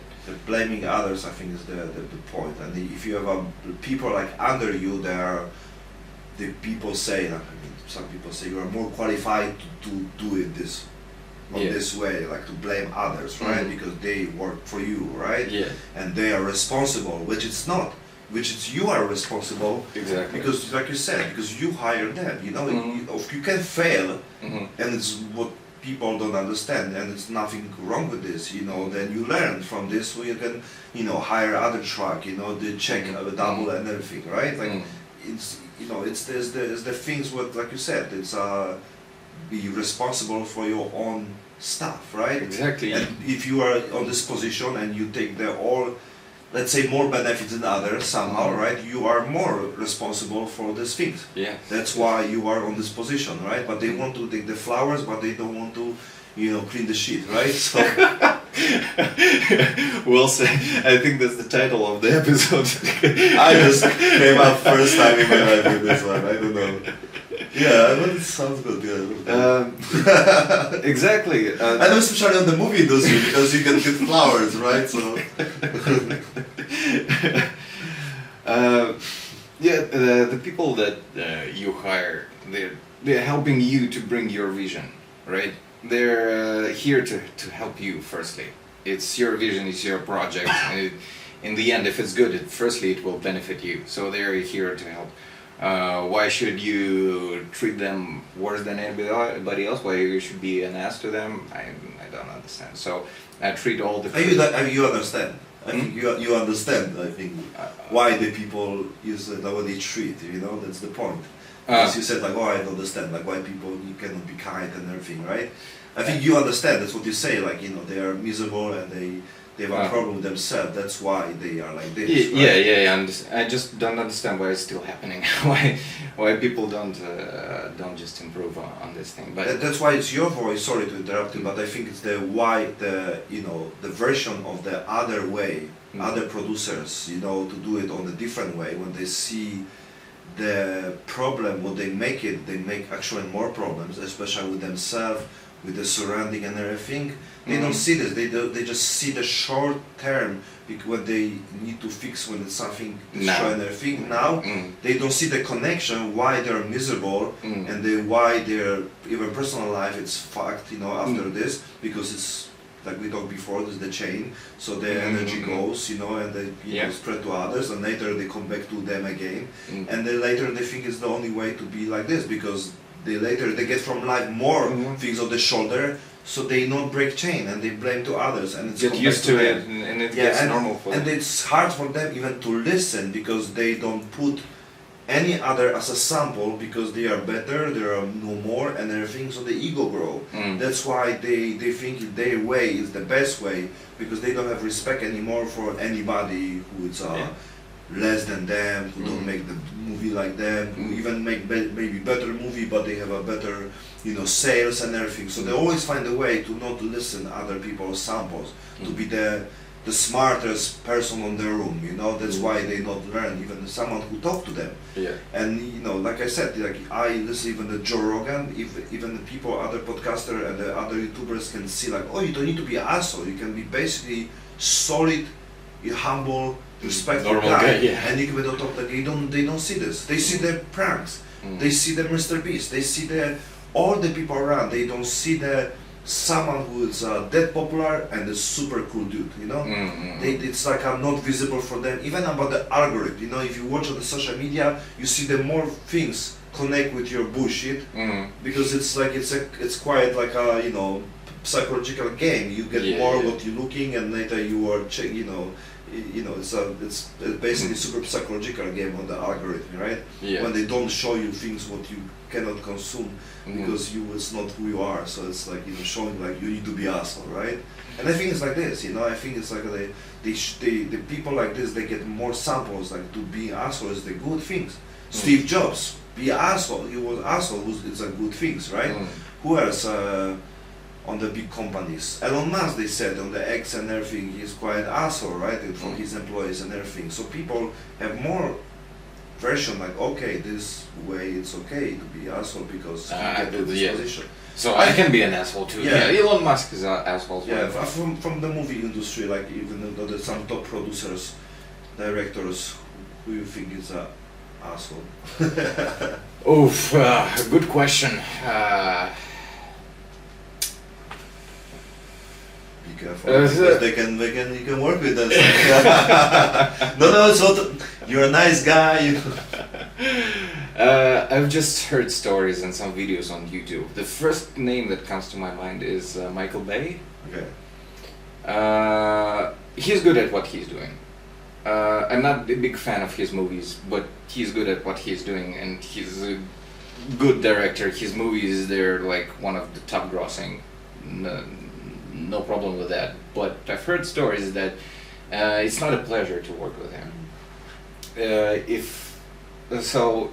You gotta work with him just because of his status and money, and how terrible it is to give yourself for the project that you don't actually believe in or enjoy. It's the big part of the, you know, Hollywood business, right? Yeah, you basically need to sell your soul, and you need to, you know, do something what you don't like, and even be the part of the community and the, you know, the lifestyle what you don't want to be. You need to. You gotta shut up and just follow. You have to do it. Like last case with the Jay-Z. Jay-Z. With the Puff Diddy, right? Diddy, yeah. So the same, you know, like he even pay now LeBron James when he will make a call. I just watched this yesterday because I just know just a little from someone, and I just watched like, you know, 2 hours the documentary, and I clicked some clips, and it was LeBron James. He say, and it was his whole family, Puff Diddy on the back, on the just call with the LeBron James, and LeBron James say, yeah, and then your parties are the best parties ever, and the kids, like, you see they have a not good face, you know, like, you know, and like yeah, and it's obvious like he paid him, right? Just to bring his reputation high, clean his reputation, and his hands are in blood already. And you see already, like, it's the same case for LeBron James right now, right? Like, you know, he sell his soul for basically, you know, support on the, you know, things what he done and everything, and not gonna end good. And you know, we know what's going on. And I think the movie industry is also, you know, big part of the, you know, the propagandas connect with the big money, with the big companies and everything, right? And it's also, you know, question like, you know, how far you wanna go, and what's your price, right? And it's a big question, right? It's the big question, because I think it's like it's a tricky game when there is unlimited money of many people. They can basically buy everyone, and that's what they do. They consume. I mean, they bring all the other producers, you know, other companies under label and everything, right? Which is, you know, they can take actually like the all people, like take monopoly on the business. You think there's companies, but it's basically just one company, like, you know, it's happened on the all industries. We think is the brands of cars, but basically it's the one brand. It calls cars. Cars, yeah. Right? And the goal is to sell more cars, right? Which people don't get it, right? Like people thinking like, oh no, I like this one, I like this one. It's like, no, you buy cars, and they earn all the money from these fake parts, real parts, oil, you know, events and everything. Is the cars. Yeah. You think they don't get the game, and then nobody take on the hands all the things, you buy car anyway. Yeah. And they don't care if you buy Toyota, Tesla and everything. You buy cars and you put gasoline and you spend big money for this every fucking month, you know? That's the part of the game, you know? But you think it's the different. They don't care if you like fucking Avengers or you like, you know, X-Men and everything. The money go to the same people, you know? We can question like, oh no, it's different company, everything. Like, yeah, but check higher who's the owner of the, you know, like the companies, right? Who's the big investor, you know, the founder and everything, you know, all the, how you call this, the funds in everything, and then you see it's like a BlackRock and everything, like the companies who own like all the companies, right? Like 70% of the like companies, right? Like, and then you realize the game to the, you know, the fake choice, right? Oh, I don't like this one, I go this one. I don't like go to the cinema, I go to the cinema, right? But you're still going to the cinema, right? Yeah, that's the point. But there's nothing wrong, it's how it works, you know? Yeah. That's how it works, you know? And it's the movie industry, like everyone plays some game. And it's also like, people say, oh, but you said you know, you play this one, you want to be more commercial, I mean, more mainstream and everything, but it's also like, you want to grow, you know, you need to be better, right? So find the balance between the mainstream and underground. I mean, underground is more self-expression, it's about what you want to tell, and entertainment is what people want to hear. Yeah, but at the same time you need to connect with the people, and the way to connect with the people, you still need to go like a quiet mainstream to be more visible. Yeah. You know, so it's still you play the game, you need to be, of you course, know, of course. There's a, you know, the Cannes Festival, and it's also, you know, how goes B category B, like B movies. Yeah. So it's also like it's kind of like still putting on the more, you know, visible and everything, but at the same time it's still, you know, give the freedom and the you know, putting to be creative. And everything, you know. I want to ask you, like, what kind of movies you watch and like what? Finally, we. Let's go. Let me mention some films. I watched a movie called The Holy Mountain a couple days ago. I couldn't sleep at night and I had this movie downloaded, so I watched it. It's a 1973 movie by Alejandro Jodorowsky, Chilean director.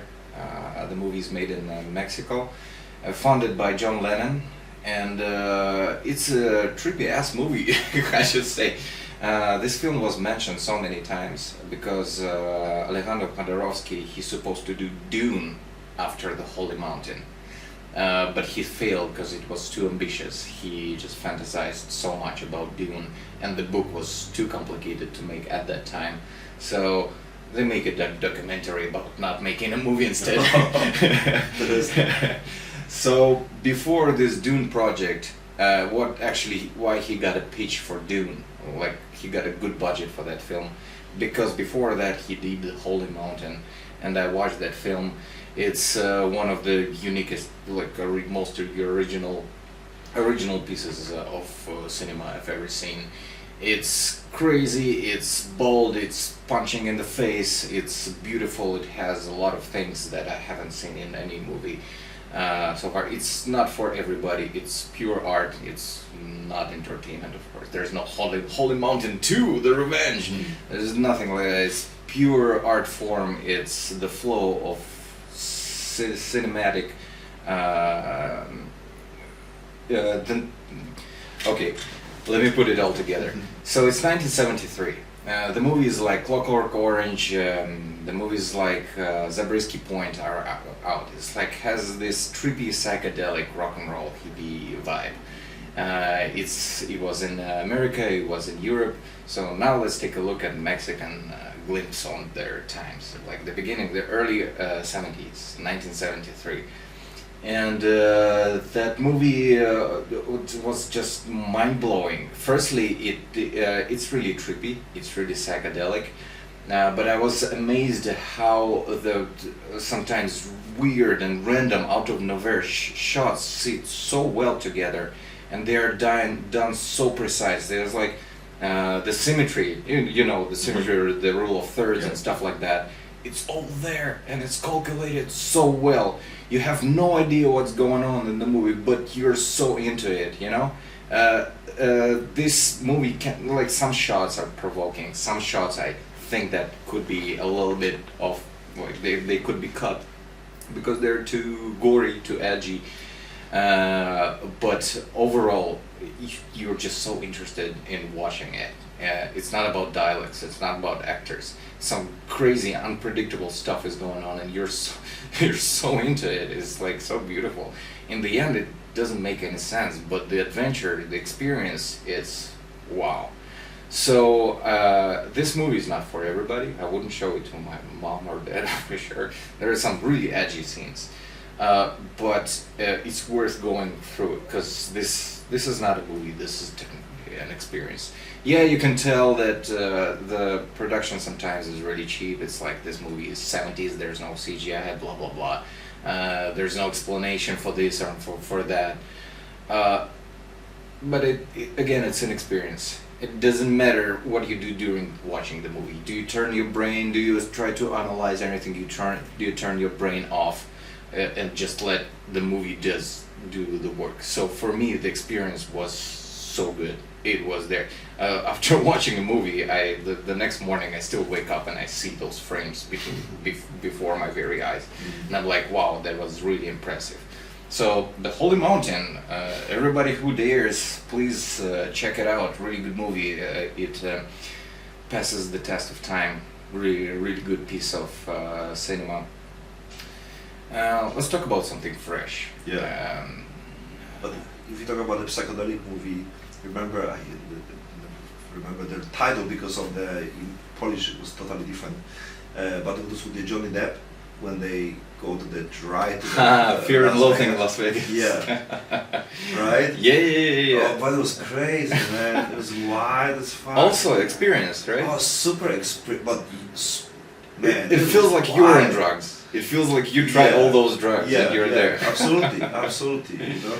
So that movie like captured and replicated the experience of being stoned on various types of drugs, and it gave it to you as a viewer, as an audience, without any need to buy anything, anything illegal. You can just watch a movie and understand how it like feels to be on trip, on acid or anything like that. Fear and Loathing in Las Vegas, directed by Terry Gilliam. Many people say that he's not a bad that he's a bad director, technically. Well, like he has a good vision, he has a good taste. He is very creative. He's good with working with actors and stuff like that, but he's a terrible director. The set is a chaos. It's unorganized. It's unscheduled. It's like, okay, let's compare Terry Gilliam to Stanley Kubrick. Stanley Kubrick, he was so precise. He knew what kind of shampoo will go to the actor, like in which day. So his hair like has a perfect reflection in the frame. But Terry Gilliam, he's just step on script. Okay, what am I gonna do today? Oh, this page of script is not written. Okay, let me write it right now. But in Fear and Loathing in Las Vegas, it worked pretty well. This improvisation style of his, on preparation and doing everything on the fly, worked pretty well with Johnny Depp and Benicio del Toro and Tobey Maguire in a small scene in there. Yeah. The whole team was all together and it worked out pretty well for this trippy, terrifying experience. Right, So it's the Fresh movie. The Fresh movie, the latest movie that I really enjoyed was Zone of Interest by Jonathan Glazer. It was in the cinema, low-key. It went low-key without... I wish to watch more movies like this, like... A24. So nowadays, for anybody who is listening, if you want to watch something that is not too much popcorny, that makes some sense, and something different that Marvel is releasing, check out A24. A24 is a studio distribution, and now they're making their own movies and TV series.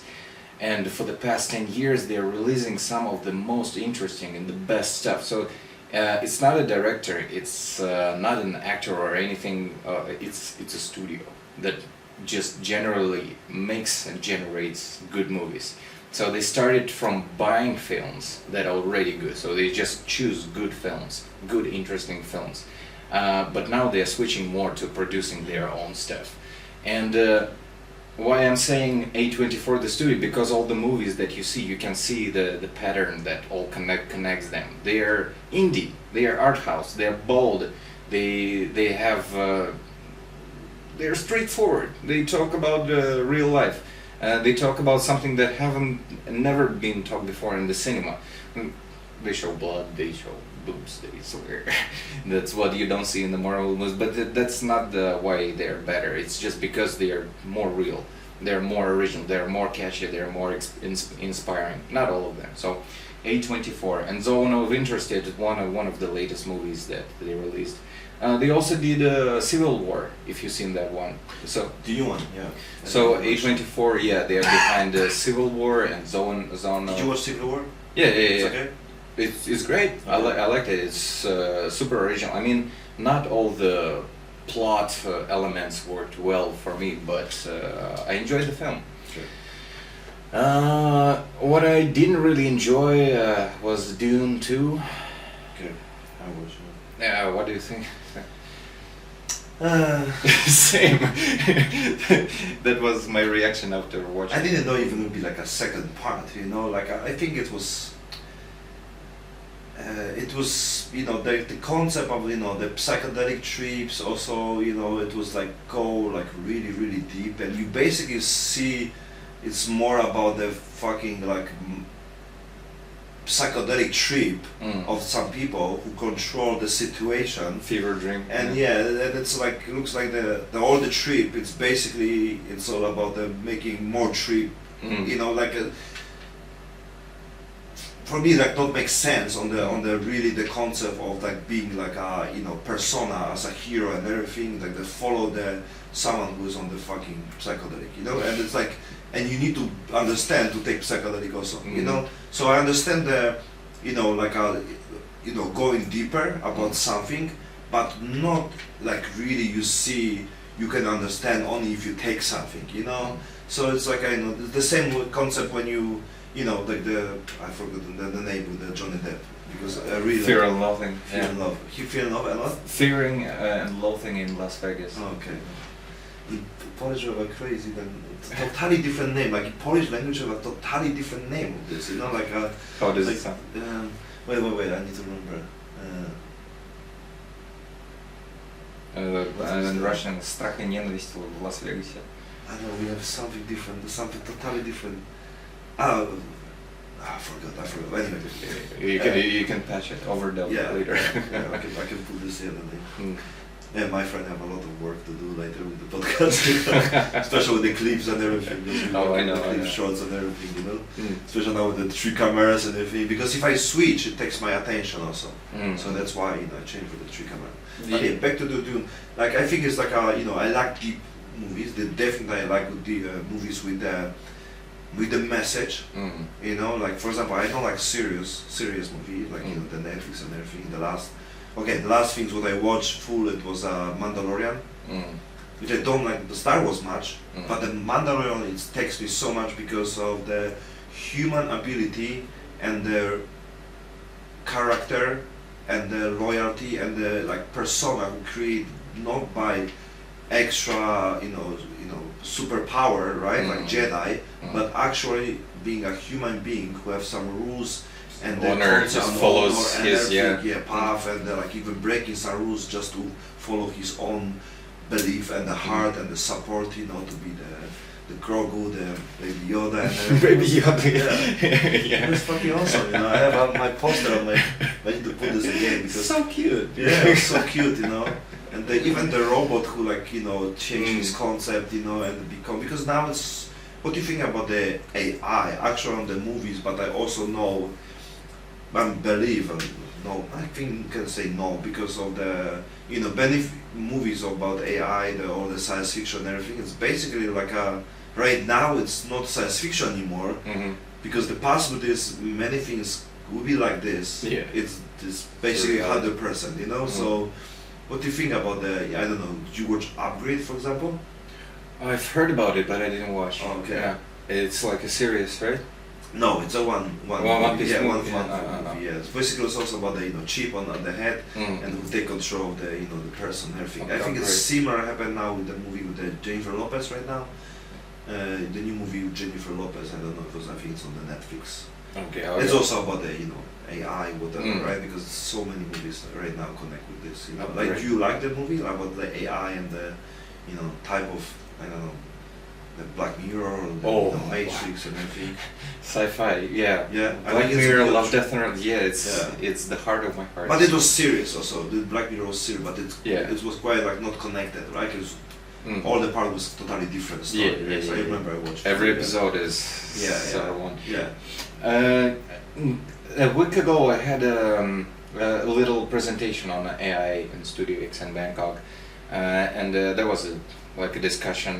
Actually, it was pretty obvious discussion. What can you tell about AI? It's a tool. It's a tool that you use to save your time. Same as fire. Like first people discovered fire, yeah, they were scared of it because it's dangerous. But once they learned how to use it, boom, cooking,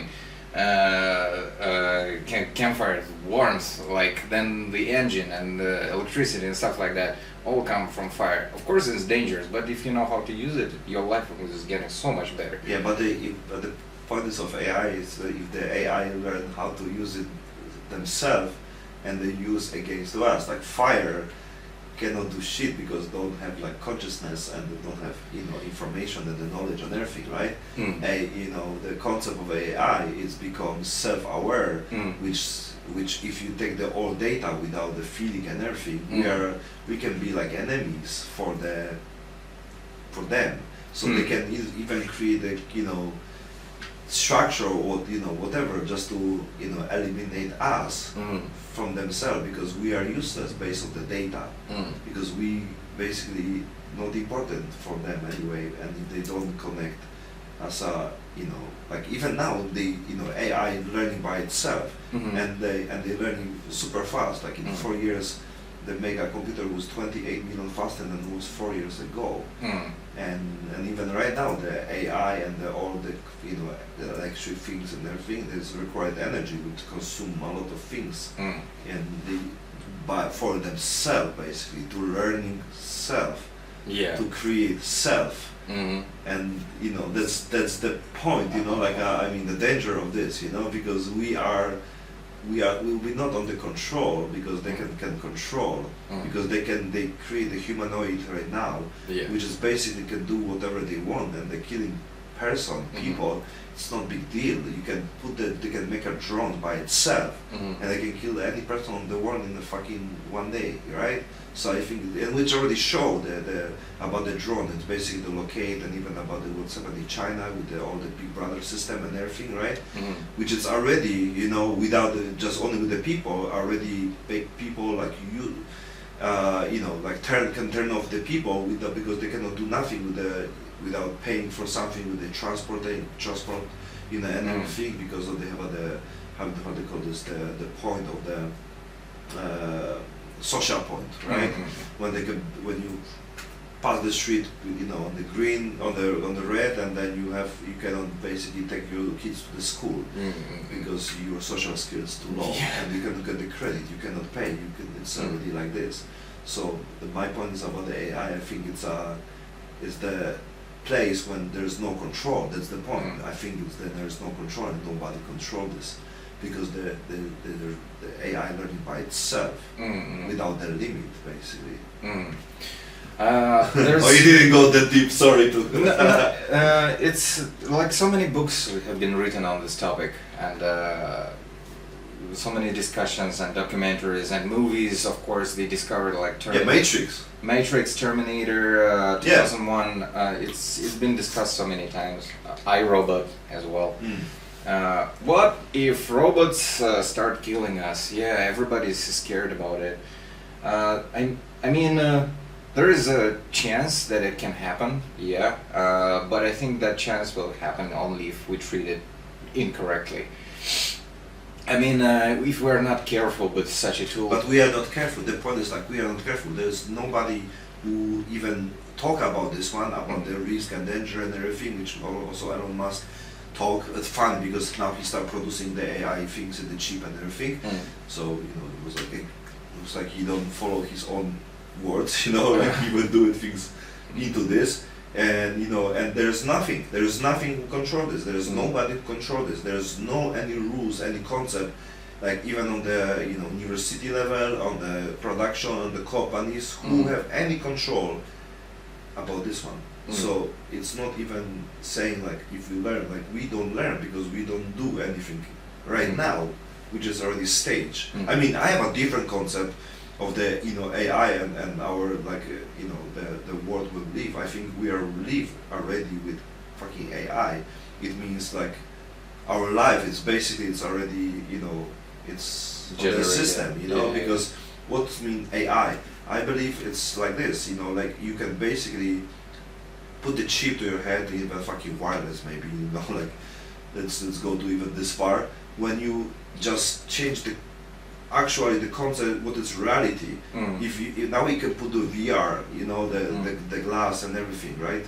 And you actually can really fucking think it's real. Yeah, man. Like lose the touch with the reality. I watch porn on this. Man, this is fucking crazy. Like it's crazy. It's so real. I tried it in Japan in the DVD shop. It's so real. I'm supposed to even make business about this one, but because prostitution is legal, but it's VR, it's legal, so we can make like a VR, prostitution, but it was a different topic. But and it was real. So imagine this if you can just and it's happened anyway, when you could, because what make us think if it's real? The things what we see and things what we feel. There are only two things. We just connect with our neurons, right? Yeah. And it's basically you can even face something and you can have feeling, right? So it's all about the things on our brain when we think, oh, we touch something, right? So we just connect things what it's think it's real, right? When you can simulate anyway, right? Like a simulation, and then you can have the same things what you have a visual because it's also simulation. Yeah. So you can just connect two things and you think it's fucking real, right? So I believe we already live on the simulation. I mean, there's many concepts like this. We living on the simulation, right? There's on the quantum physics, like all this fucking basically 0-1 system and everything. Like we living on the computer games, right? So the concept of also living like a 70, 80 years is the totally like creating concept because. Even though the dreams when you go sleep, you can live your whole life. Many people in the psychedelics have like experienced like they live for like fucking 10, 20 years, being on the like 50-minute trips on DMT, right? So the concept of the time is quite different. If you put yourself on this one, you can basically on your fucking mind live your whole life, and it makes 5 minutes. Yeah. Right. Exactly. So somehow you basically can live already like this. Yeah, it looks real because the fucking mask looks real because we are on the game, right? And this life would give us the experience, and I think it's the perfect combination of the fear, love, like some challenge, like a game, right? If you create the life what you wanna live, even many people from philosophy like Alan Watts, Alan Watts. Yeah. Alan Watts, great. It's my favorite artist of the music because his speech was connected with the music, and I fucking like love to listen to this music at the same time the speech. I love Alan Watts. He basically one of his speech was about imagine yourself going to the dreams, right? And on your dream you live like 75 years, like the life there, right? And every time, but you remember it's a dream. So when you wake up, when you die, you wake up and you can imagine yourself again. And you go, when you know it's a dream and you wake up, then you basically can do more crazy things. You'll be like fucking superhero, you skydiving, you'll be millionaire, you'll be asshole, you'll be like this. So you do it all the crazy things. But after like few months, you'll be like, oh, let's do something more crazy. Forget it's a dream. And I think it's why we are here. I think we know it's a dream, we know it's a game, we know it's the fucking artificial reality, whatever, but we forget about this one. That's why it's more fun. Because if you know it's a game, whatever, right? It will be not that crazy, right? Yeah. So that's the concept. Gotta believe in it. Yeah. So you need to like forget. So that's why it's more fun because you don't know. That's why it's more fun because you don't know if you fucking jump from building, you actually die or not, right? You don't know. But you don't try it. You don't try it. But you don't know. that's why it's interesting, you know. So we try to live the best life that you can, you know, somehow, right? And it's Earth, like planet Earth, feels like a really, really old and big Minecraft server, you know. Yeah. With all the people is like the players. They choose their. I played Minecraft. Okay, yeah. I thought you said StarCraft. Maybe StarCraft. Who knows? Soon maybe StarCraft, maybe. Yeah. But yeah, Minecraft. Like there is a guy who runs the server. Yeah. There is a guy who like triggers all the scripts. Yeah. Like, he controls all the resources, and there are users, the players who And play around in the ground. And the NPC, you know. Like, Yeah. Yeah. Sometimes life feels like this. Sometimes it feels like the simulation. The question is, are you okay with that? Are you okay in living in simulation and being happy in it, or not? I have a question. If you know it's a simulation, right, and it's basically the fake, and you are, you know, connect with the fucking Cable. Yeah. the cable, like you know, Neo and everything, right, and then your real life is like a Zion. It's basically mess. It's basically war. It's a fucking dark and you know, shitty as fuck, right? Constant war and not much chance to survive, but you to live there somehow, right? With not much fun, you know. But they have some fun. I see. Remember the party with the Zion, with the like. Yeah, like ecstasy, techno, you know, like, yeah, like, so I think they have some, you know. So they have some It's fun. not that bad. Is it? Yeah. Okay, so let's say you don't have this. You don't have this party, right? So, and so which one version choose? You know, the one which is Matrix, right? Amazing life, maybe the same like you have right now, right? Or maybe even better if you want, you know. But I believe like we have a really great life.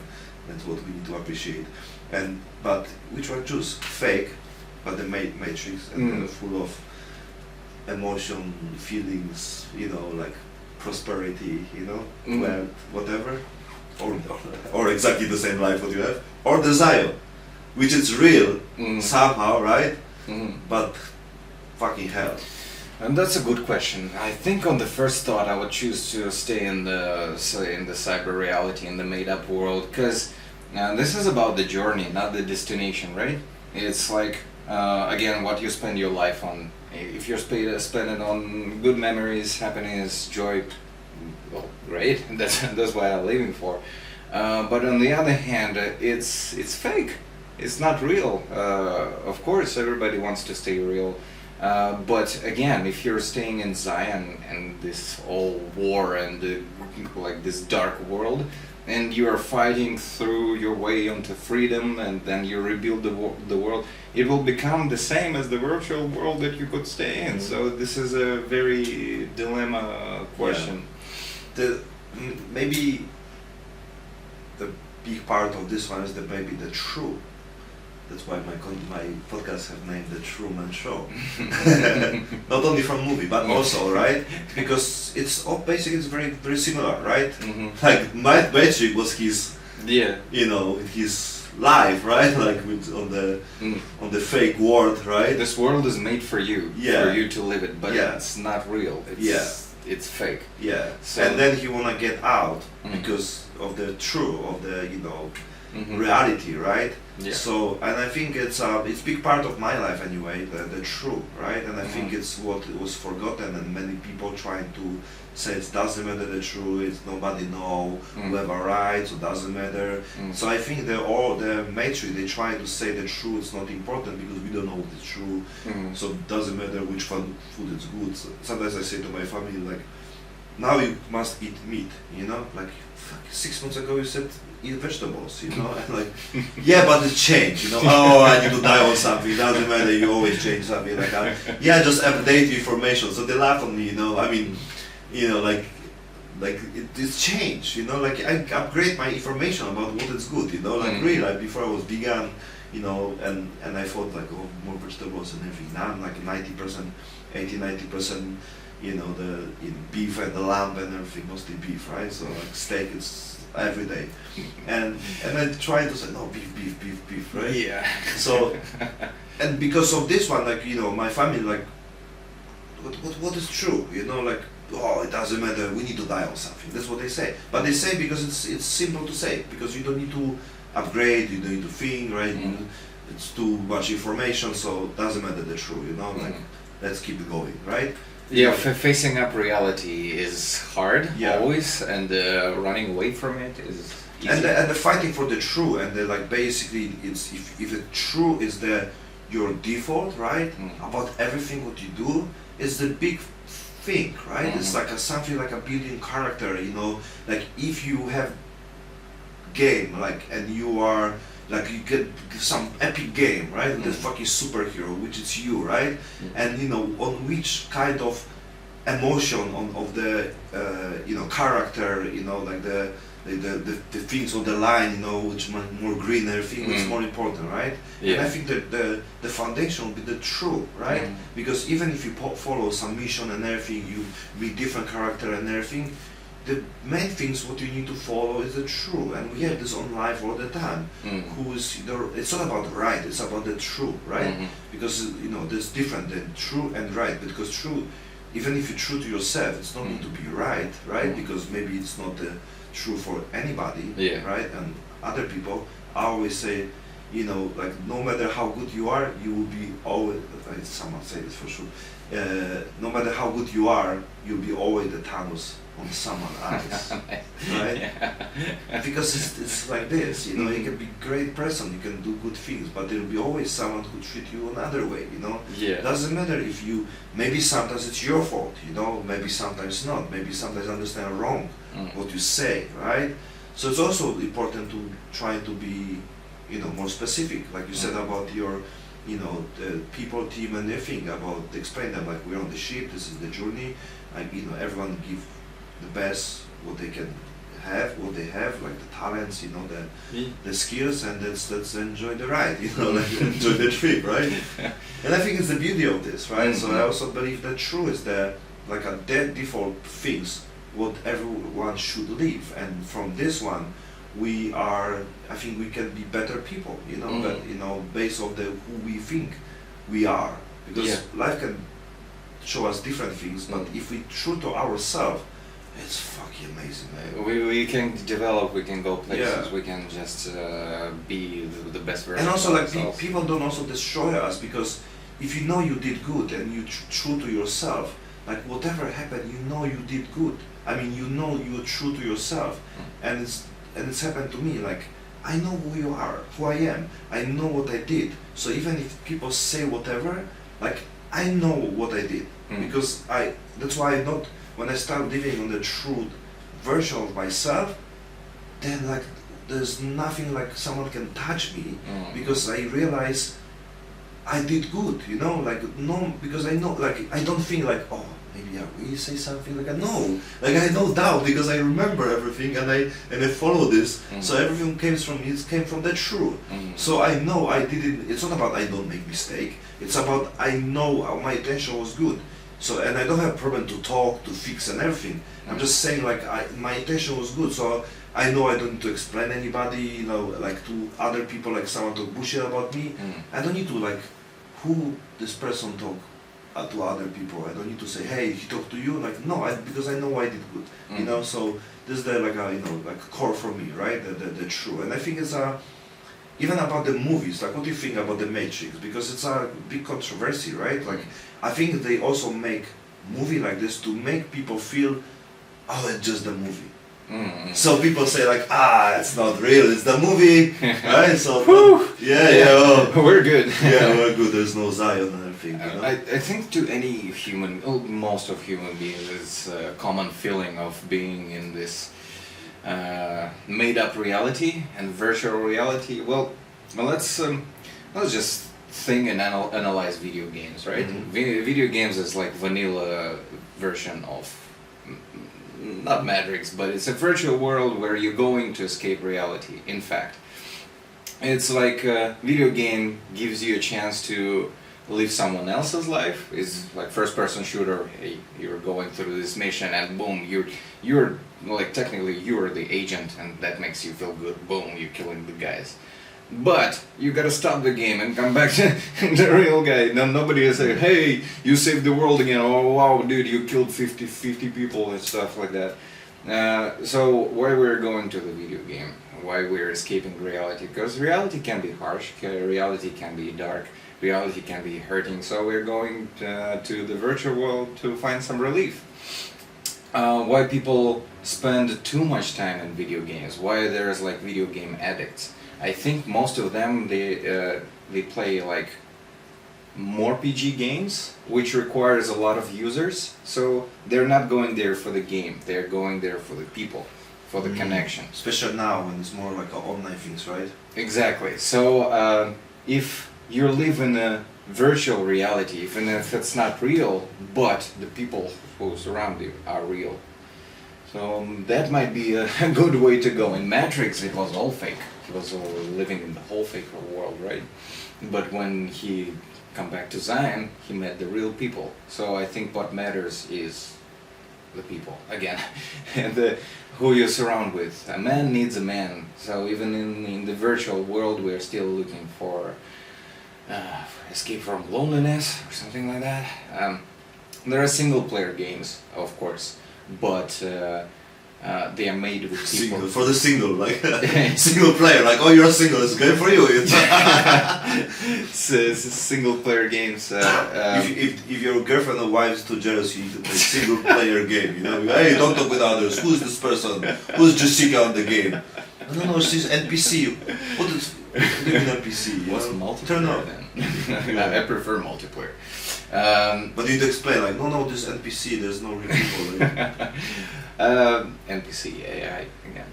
Oh. But those games, they were made by real people. They, those textures, those scripts, those storylines, those dialogues, they made by real people. So in some way, you're spending your time with those people who created the game. And that brings us back to the question, is virtual reality, is that bad or is that... Of course we want to be real. But again, is this real? Is Zion real? In fact, Zion is not real, it's just a part of the movie, right? And it can be another, the Matrix anyway, right? This other version is more empty, like you are alone like a god, and then you create Zion, so people think they can escape for something, so have some goal, right? Can be. The point is like there's the beauty of the creation, and they're like going deep about this one, So I don't doubt about games like it's a bad things, right?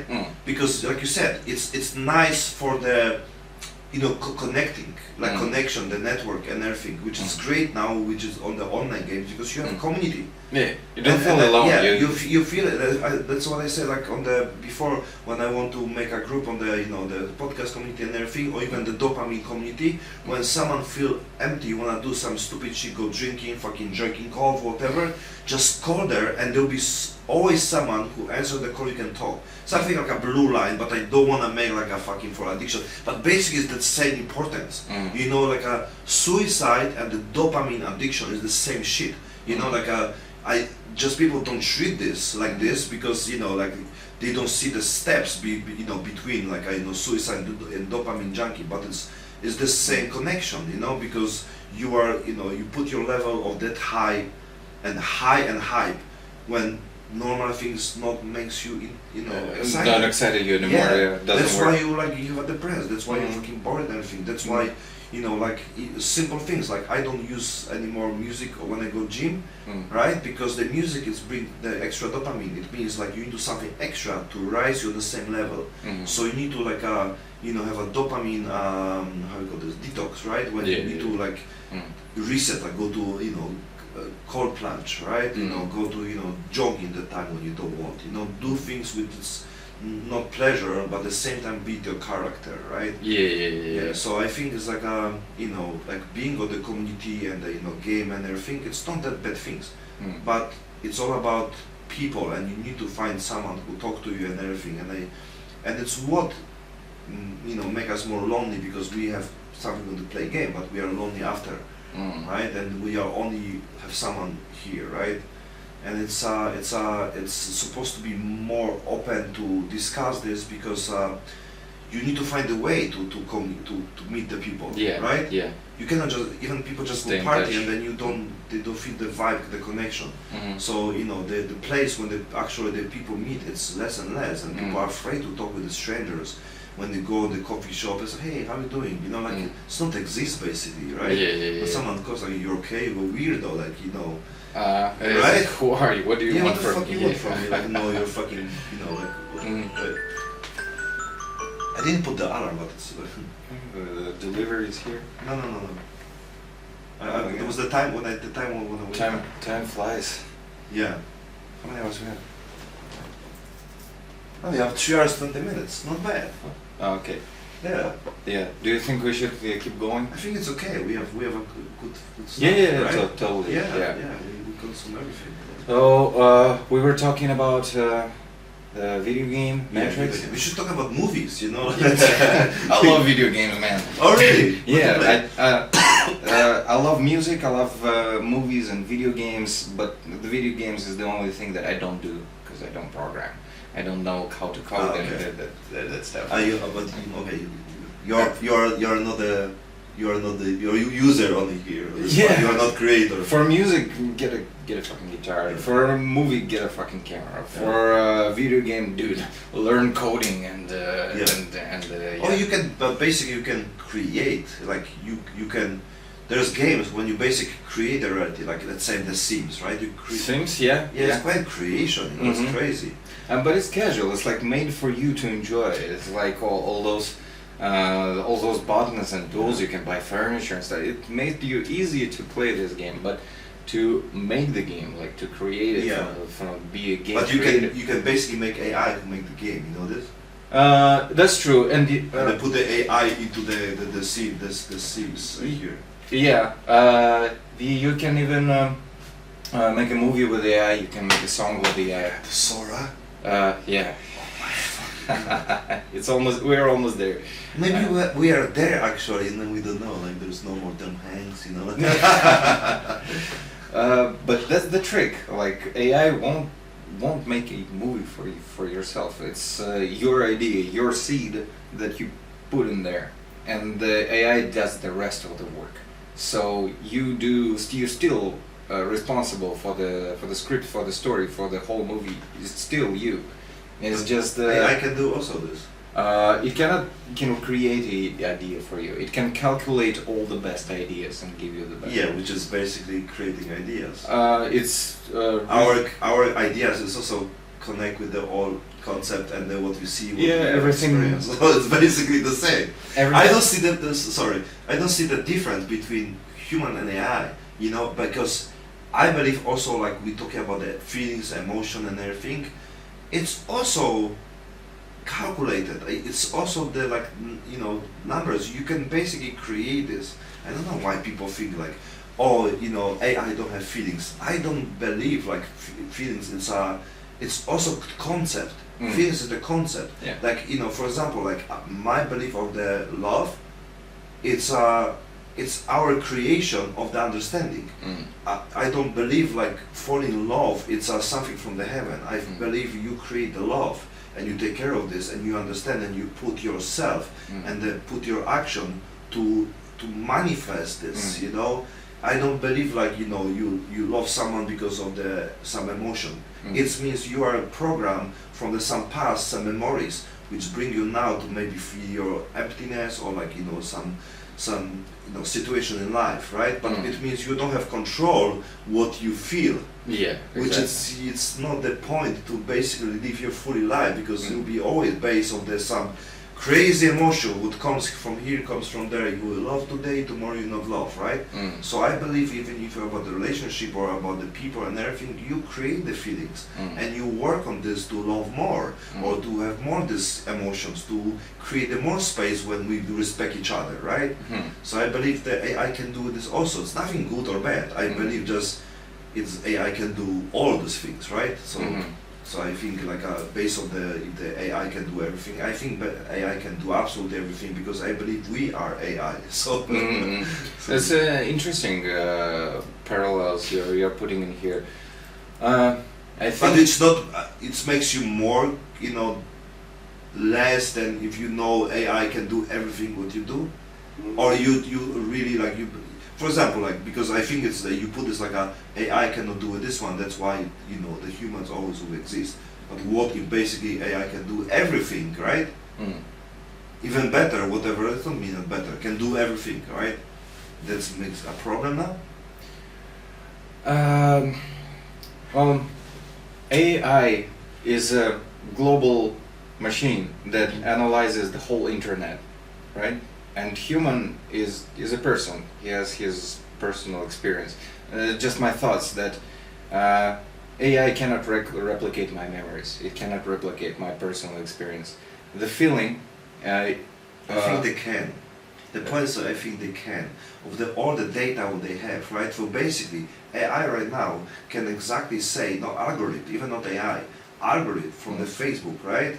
For the all data what they have, and from your voice and everything, can actually predict what time tomorrow you go buy this product, for example, Coca-Cola, and you know, like when you go and how long you spend on the 7-Eleven, everything, predict to them fucking every second.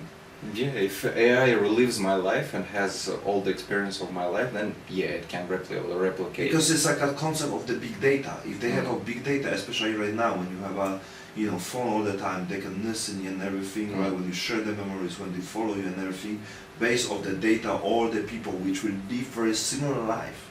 To be honest, like if you take every person's life, we live very similar life, and it's not even hard for human predict or someone memories, right? And like, oh, I did this for the people because when for example, when I meet some girl when she was sitting on the bar and everything, I said, oh, why you feel so lonely? And like, I said it was in the Philippines. I said I understand, if a boyfriend and he cheat on you, like that's why you don't trust anymore white guys. It's like, how do you know? And because it's fucking happened to everyone who don't want to talk with other guys. Like, and that's how I get the old girls, like I just know the story is very similar, and like, wow, you know me? You know my boyfriend? And like, no, basically something was problem, but it's easy. Everyone have a broken heart. Everyone, someone fucking fucked them over. So everyone, have a family when they don't, doubt on them, on everything, right? Everyone have very similar memories, right? Yeah, of course. Well, all people, or all born from a mother. Yeah. Yeah. So like someone say, show me your ID. I tell you how old you are. It's about magic, right? It's about the tarot, and everyone, people say like, oh, last year on the January you have a very bad time, I remember you have some relationship, and basically like it's like, hell yeah. Oh yeah, it's like basically it happened all the time, but then we we believe on this, and it's like, sorry to go very deep about this one, but it's I think it's like just the concept, the understanding like how far we are between the AI and everything. Nothing wrong with this. Oh, I'm afraid. I'm not afraid. I don't care about this one, to be honest. But the reality it can be the same shit like human. Like you can see the humanoid and you don't know if it's human or not. Bro, you don't know even when you talk online with the girl. You don't talk with her. Bro, OnlyFans is 300 million people who talk not with the real girl. Yeah. They talk with the other dudes in the Philippines and many times with the AI. So they live their life based on the relationship what they have on the online, and they don't know if it's real or not. Well, are they happy with that? Or They're still paying for that. Yeah, the point is like even if they put AI, they know AI, they're happy because they give them real emotions. So the people who they know they talk with AI, which is happen, right? They actually they don't care. That's the funny part of this. They live in this fake reality. Yeah, you can have the fucking, someone with chatting, and because the AI know more what you like, you're happy with this. Yeah. Because if it works for you, they don't care if it's real or not real. They're happy. Yeah. Even for them, it's real because the person take care of them and they listen. Them. They just don't realize. Yeah. So you want to have someone who pushed on you, jealous and everything. Someone who listen you, take care of you. understand, know you where you've been. I mean, like connect with all the dots, and they know exactly how the way to talk to you. It sounds better, right? Yeah. So that's the part, like you said, the Matrix may be better place to live, Yeah. if it makes you happy, yeah, for sure. Yeah. Sorry to interrupt. Yeah.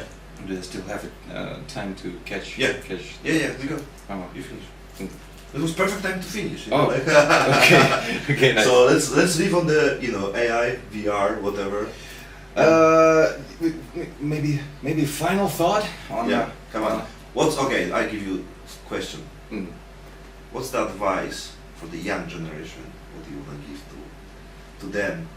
Because you are still the old school guy. You are 31, yeah? Yeah. Yeah. So you're still the I'm in the middle, right? Yeah, you're the middle to go into the new and old generation, So what's the advice and what you can give and share with other people from your experience? And beyond the position where you are right now, I think you are a successful dude. You have a lot of opportunities. You pass your crazy time traveling, hitchhiking, and everything, which is fucking awesome because it's build you up where you are right now. Your foundation is basically more stable than before. So, Yes, so for I sure. think you have something to share. Maybe you few things and the things what you wanna say. The message to the people who want to make it, who dream of playing music, writing music, making films, or anything you want to do. The darkest, the cave you fear to enter has the treasure you need. Or in other words, when you're scared to jump is exactly the moment that you have to jump at. So don't be afraid, guys. Just do it. Just go out and do it. It's not hard. It's you might think it's harder than it actually is. You want to sing? Go and sing. There is a stage nearby. Invite your sister, sing to her. No matter how ridiculous it is, even if you don't have a talent, if you don't have a good taste in anything you do, just go and try it. You will never figure it out until you try. And don't be afraid to fail. Fail is a part of the journey. If how are you gonna do it if you don't try at all? That's the worst you can do. Fail is okay. Fail is the part of the thing. When you fail, yeah, that means you're doing something good. Just do it, man. So that's my advice for all the people there. Just fucking do it. Awesome, man. Yeah, Cool. Yeah. All right. Thank you, man. Thank you. It's fucking awesome.